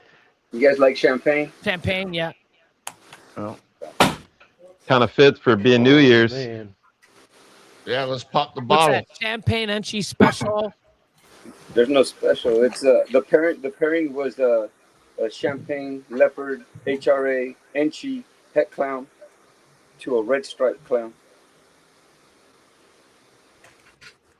Champagne, Damn. Enchi, leopard, probable red stripe. I don't know. I'm thinking too. Maybe Yeah. red stripe. What the hell was that? Who did that?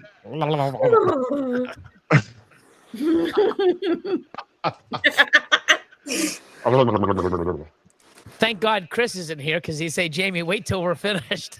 Oh, God. I just had to fill in for Chris there. It's all good. I don't think he would She's say like, that. I work with middle schoolers all day long. This is normal. He didn't like that I said he was old. Here's the clown version. Oh, wow.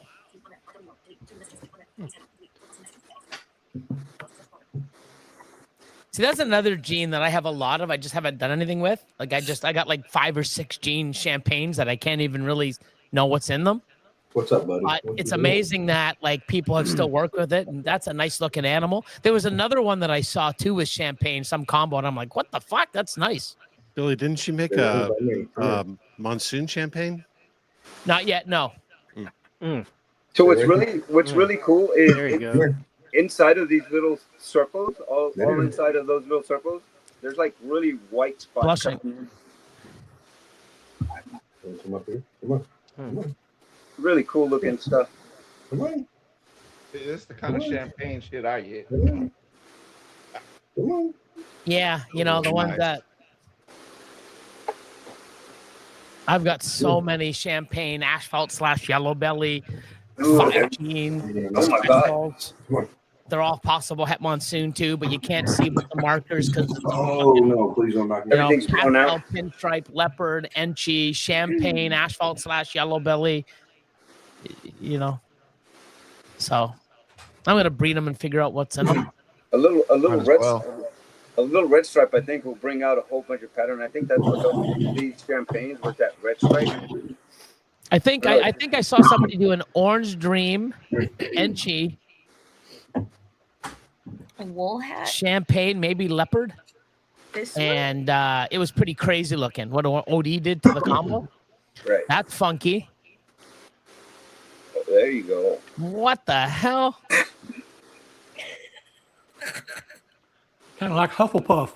House Gryffindor. Yeah. Wizard hat. Then it shrinks down too. Hufflepuff. Of course, you need it to be portable so you can take it everywhere. It does.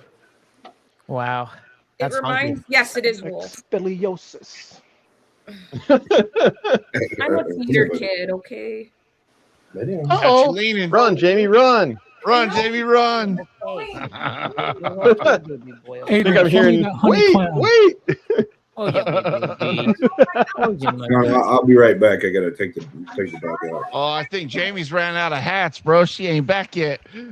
No, you gotta stay there. Stay there. Don't. No. I'm getting woozy. We've already lost all control of the ship. We've lost all control of the ship. So this is the champagne that I got from Joseph Nelson, Fireball Pythons. It's Orange Dream, Enchi, Hypo, Champagne Bamboo. Wow. That's champagne and bamboo. I think the light's too bright. That's another thing too. I want to see see what people are gonna do with bamboo. I got a little sample. Bamboo looks amazing with Enchi. Yeah, it makes it more orange colored and Yeah, there's Oh my God. there's a yellow stripe on his dorsal all the way down. Gee whiz. Went to a wig. Holy shit. We got one of the Beatles in the house. The Beatles. Fucking Ringo, how you doing, mate? Oh, Run out of hats or digging into the wig box. Hey, pop me up, bro. Hey, wait. Little Nicky.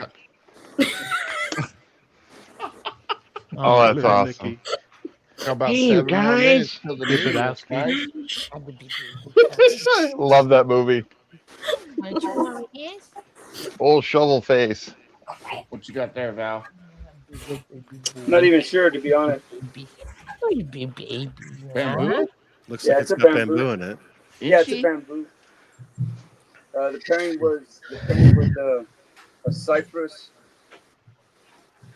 het DG, het cryptic to a bamboo cinnamon het clown. I really don't like this one. No, not your snake. Not your snake, Val. Oh, not your He's like, damn. Not your snake. The hairs.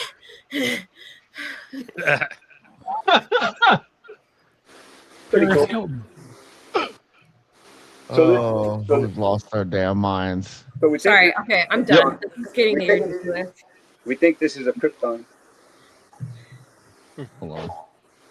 Here, let me try. Hey, if you want to find out, Billy's the man right Billy, there. I To let know. you know. That's why I'm trying to show the headset so that Billy can see. Dude, I've watched that video like a million times. I Me still too, have me a hard too. time understanding Me it. too.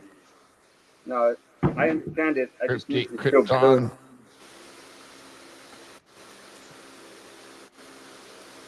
Sorry about that. Had to run the dog out. Yeah, he's good. I don't know. His eye stripe doesn't seem really long. Yeah, they seem thin. They seem thin, Yeah.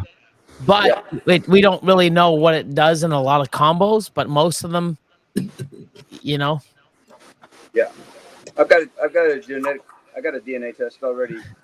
I just need to send in the test. So what's that one? Bamboo? I'm thinking cypress, maybe cinnamon. I could see cinnamon, but cypress could be. It's tough. Because straight bamboo is a little more gray. It is. Here, let me show you a different one real quick because I don't know. She's a little different than this one. What the hell is Hold that? on. Oh, So she this got one- another hat. Oh, that's a Chris hat That's her right fat there. man hat. Yeah, that's a Chris hat. Why didn't you bring that out with Christmas here? I had it on for like 5 seconds. Oh. And then I switched it off. This is the so Holy okay. shit, Mary Poppins in the house.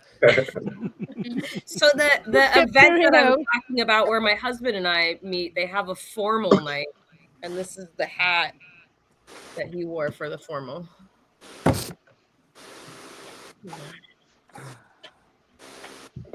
Guys, I need to go take care of the fam. Later, Thank my you. man. Craig, we Great appreciate hanging you. with Nice meeting Have you, a good buddy. evening. Later. Take it easy, Have a Joe. great Have a night. good new year. Folks, Yeah, hey, have go, a- if have you a haven't great hit New Year. the sub button, hit it real quick. Here, I Like, gotta. subscribe, like and subscribe, Yes. I'm comment. gonna pop an animal up that I have. Replay That's one of gang. my bamboo. Thanks, Craig. Yeah, you bet. Appreciate that? it. See you, Craig. Does that come up? It No. doesn't come up. So, no, I can't. How many animals do you have, Billy? Oh, That's here it the is. Hold on. question. 100,000. I know, like I'm down to. Oh, there it is. Yeah. So All right, that tell us is about that, Billy. black pastel bamboo, chocolate, heck clown. But it's just cool looking, the silver and Oh, yeah, I love it. Mm-hmm. and that's the Something thing. different. I had it and I'm like, let me just breed it, Someone's on you mute. know, in the clown and one of my combos and this popped out. I'm like, pretty friggin' cool. They just pretty neat. Yeah, that's amazing.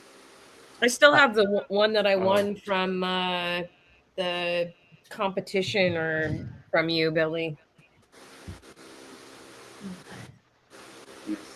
I'm working her Yeah. out. Hey, Billy, that mail I got from you, he's a damn stud. Awesome. He's a damn stud. So I started using him this year. And every time he gets in there with that pastel double het girl, man, he's just straight Locking. locked up. Straight locked up. So fingers crossed, man. Yeah, it's fun because I took 6 months off when I moved and I did an So, ultrasound and Y'all pair. want to see some honey stuff? No. Nah. Oh, Chris is here? If you ask me if I want to see something, I'll probably Yeah. say no. I'm probably gonna go get it anyway. So Do it. But it's so good to actually take animals and when you put them in, it's just I've done it thousands of times and just taking that 6 months hiatus from ultrasounding and seeing the follicles, the Oh, man, development they're of all the in size shed. and then pairing and then starting Oh, to do wow. it. It's just like, oh my God, like, you know, it's still Right. an amazing feeling. What's up? So it's so awesome when you open up your tubs and you see your animals lock. Okay. Now I just want to see eggs and I want to see babies. Hell yeah. I usually don't start pairing until they bowl wrap, but Yeah, with an ultrasound, it's tells me exactly when. So yeah. Yeah, but he's blind, Billy. He can't really Yeah, look all at the in check. No, ultrasound. he right, knows. but he could have someone to give him a hand. That's true. Well, see, my wife, she's a nurse and stuff like that, and she's done ultrasound before, and I'm trying to talk her into helping me. Because I can pick up a decent ultrasound machine from, there's a lady at MSU, they had like a surplus place. Oh, cool. They've got a decent one for like $300. They're definitely useful, man. Like, Mm-hmm. Very. So, What are you like Chung Lee's little sister? Would you like to buy some cookies? Guile Lee. Like I said, she's dipping into the wrong box. She's dipping into the wrong box. Yeah, Guys, it's almost 2026, man. How many subs are we at right now? 3 minutes. Adrian, he's got all kind of Mandarin stuff. He's got a big collection down there in South I Carolina. still don't know. I can't figure out this Mandarin. I mean, this is my first time with Mandarin. Let's start out with the Mandarin. I'm not sure if it's Mandarin or not. Yeah, that's like with me. I'm not really up on the Mandarin stuff, but I mean, was that a Mandarin clown? Honey. He said he was going to show us some honey stuff. Who was Which talking one? about the Mandarin? This is Adrian. He is- has some Adrian. Oh. Yeah. I mean, it's leopard something. I mean, it's a leopard clown. I'm just not sure if it's Mandarin or not. Hold on, let me blow you up, bud. Yeah, it's hard because I mean,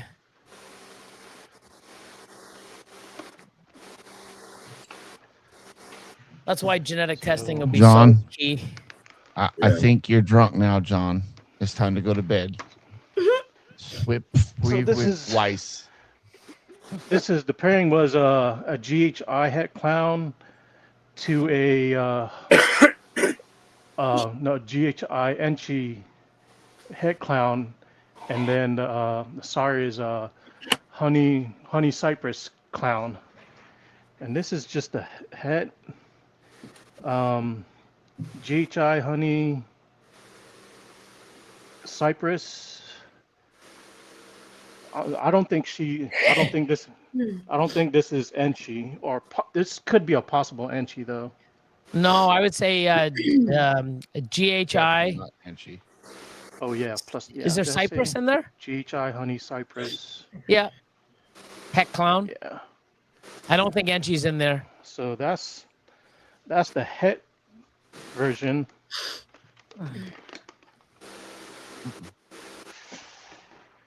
And this, I think, is the clown version without the Enchi.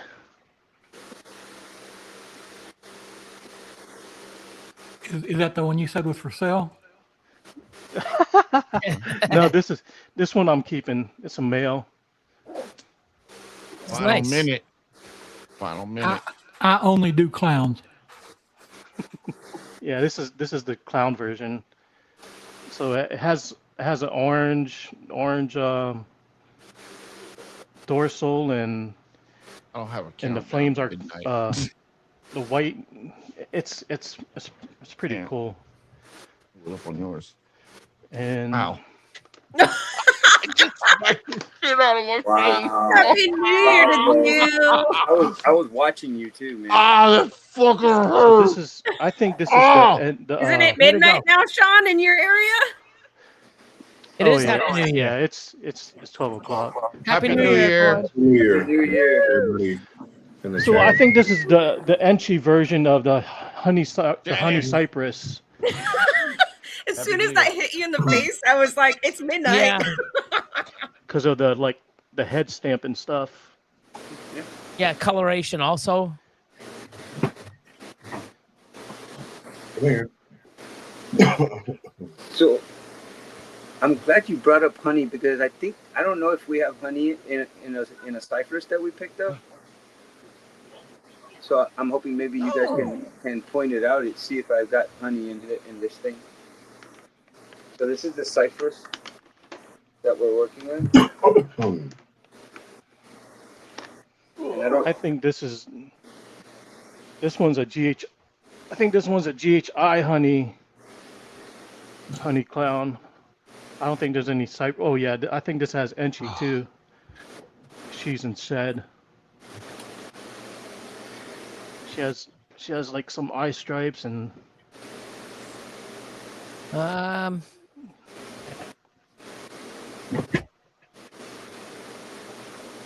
So what's the all the genes in that could be? Excuse me, sorry. What was the pairing? Adrian? Yeah, this one's going out the cat. Adrian, what was the pairing? He can't hear us for some reason. So those pictures I sent you, Sean, are the Mad Max event, and then the second one are the Ren Fair. Yeah, I saw that. That's So pretty cool. I'm not sure about this one. I mean, it's Enchi, but I'm not sure if it's honey.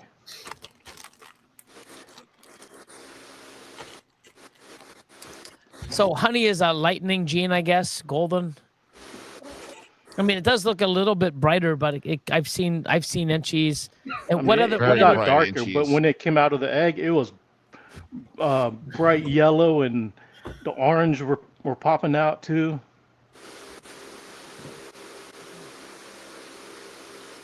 Well, yeah, I don't know too much about the honey gene myself. Right. Yeah, there's so much glare. I think I got too much light. Is it het for anything else? Yeah. I think it's Het Clown. That's visual. Oh, it is. Never mind.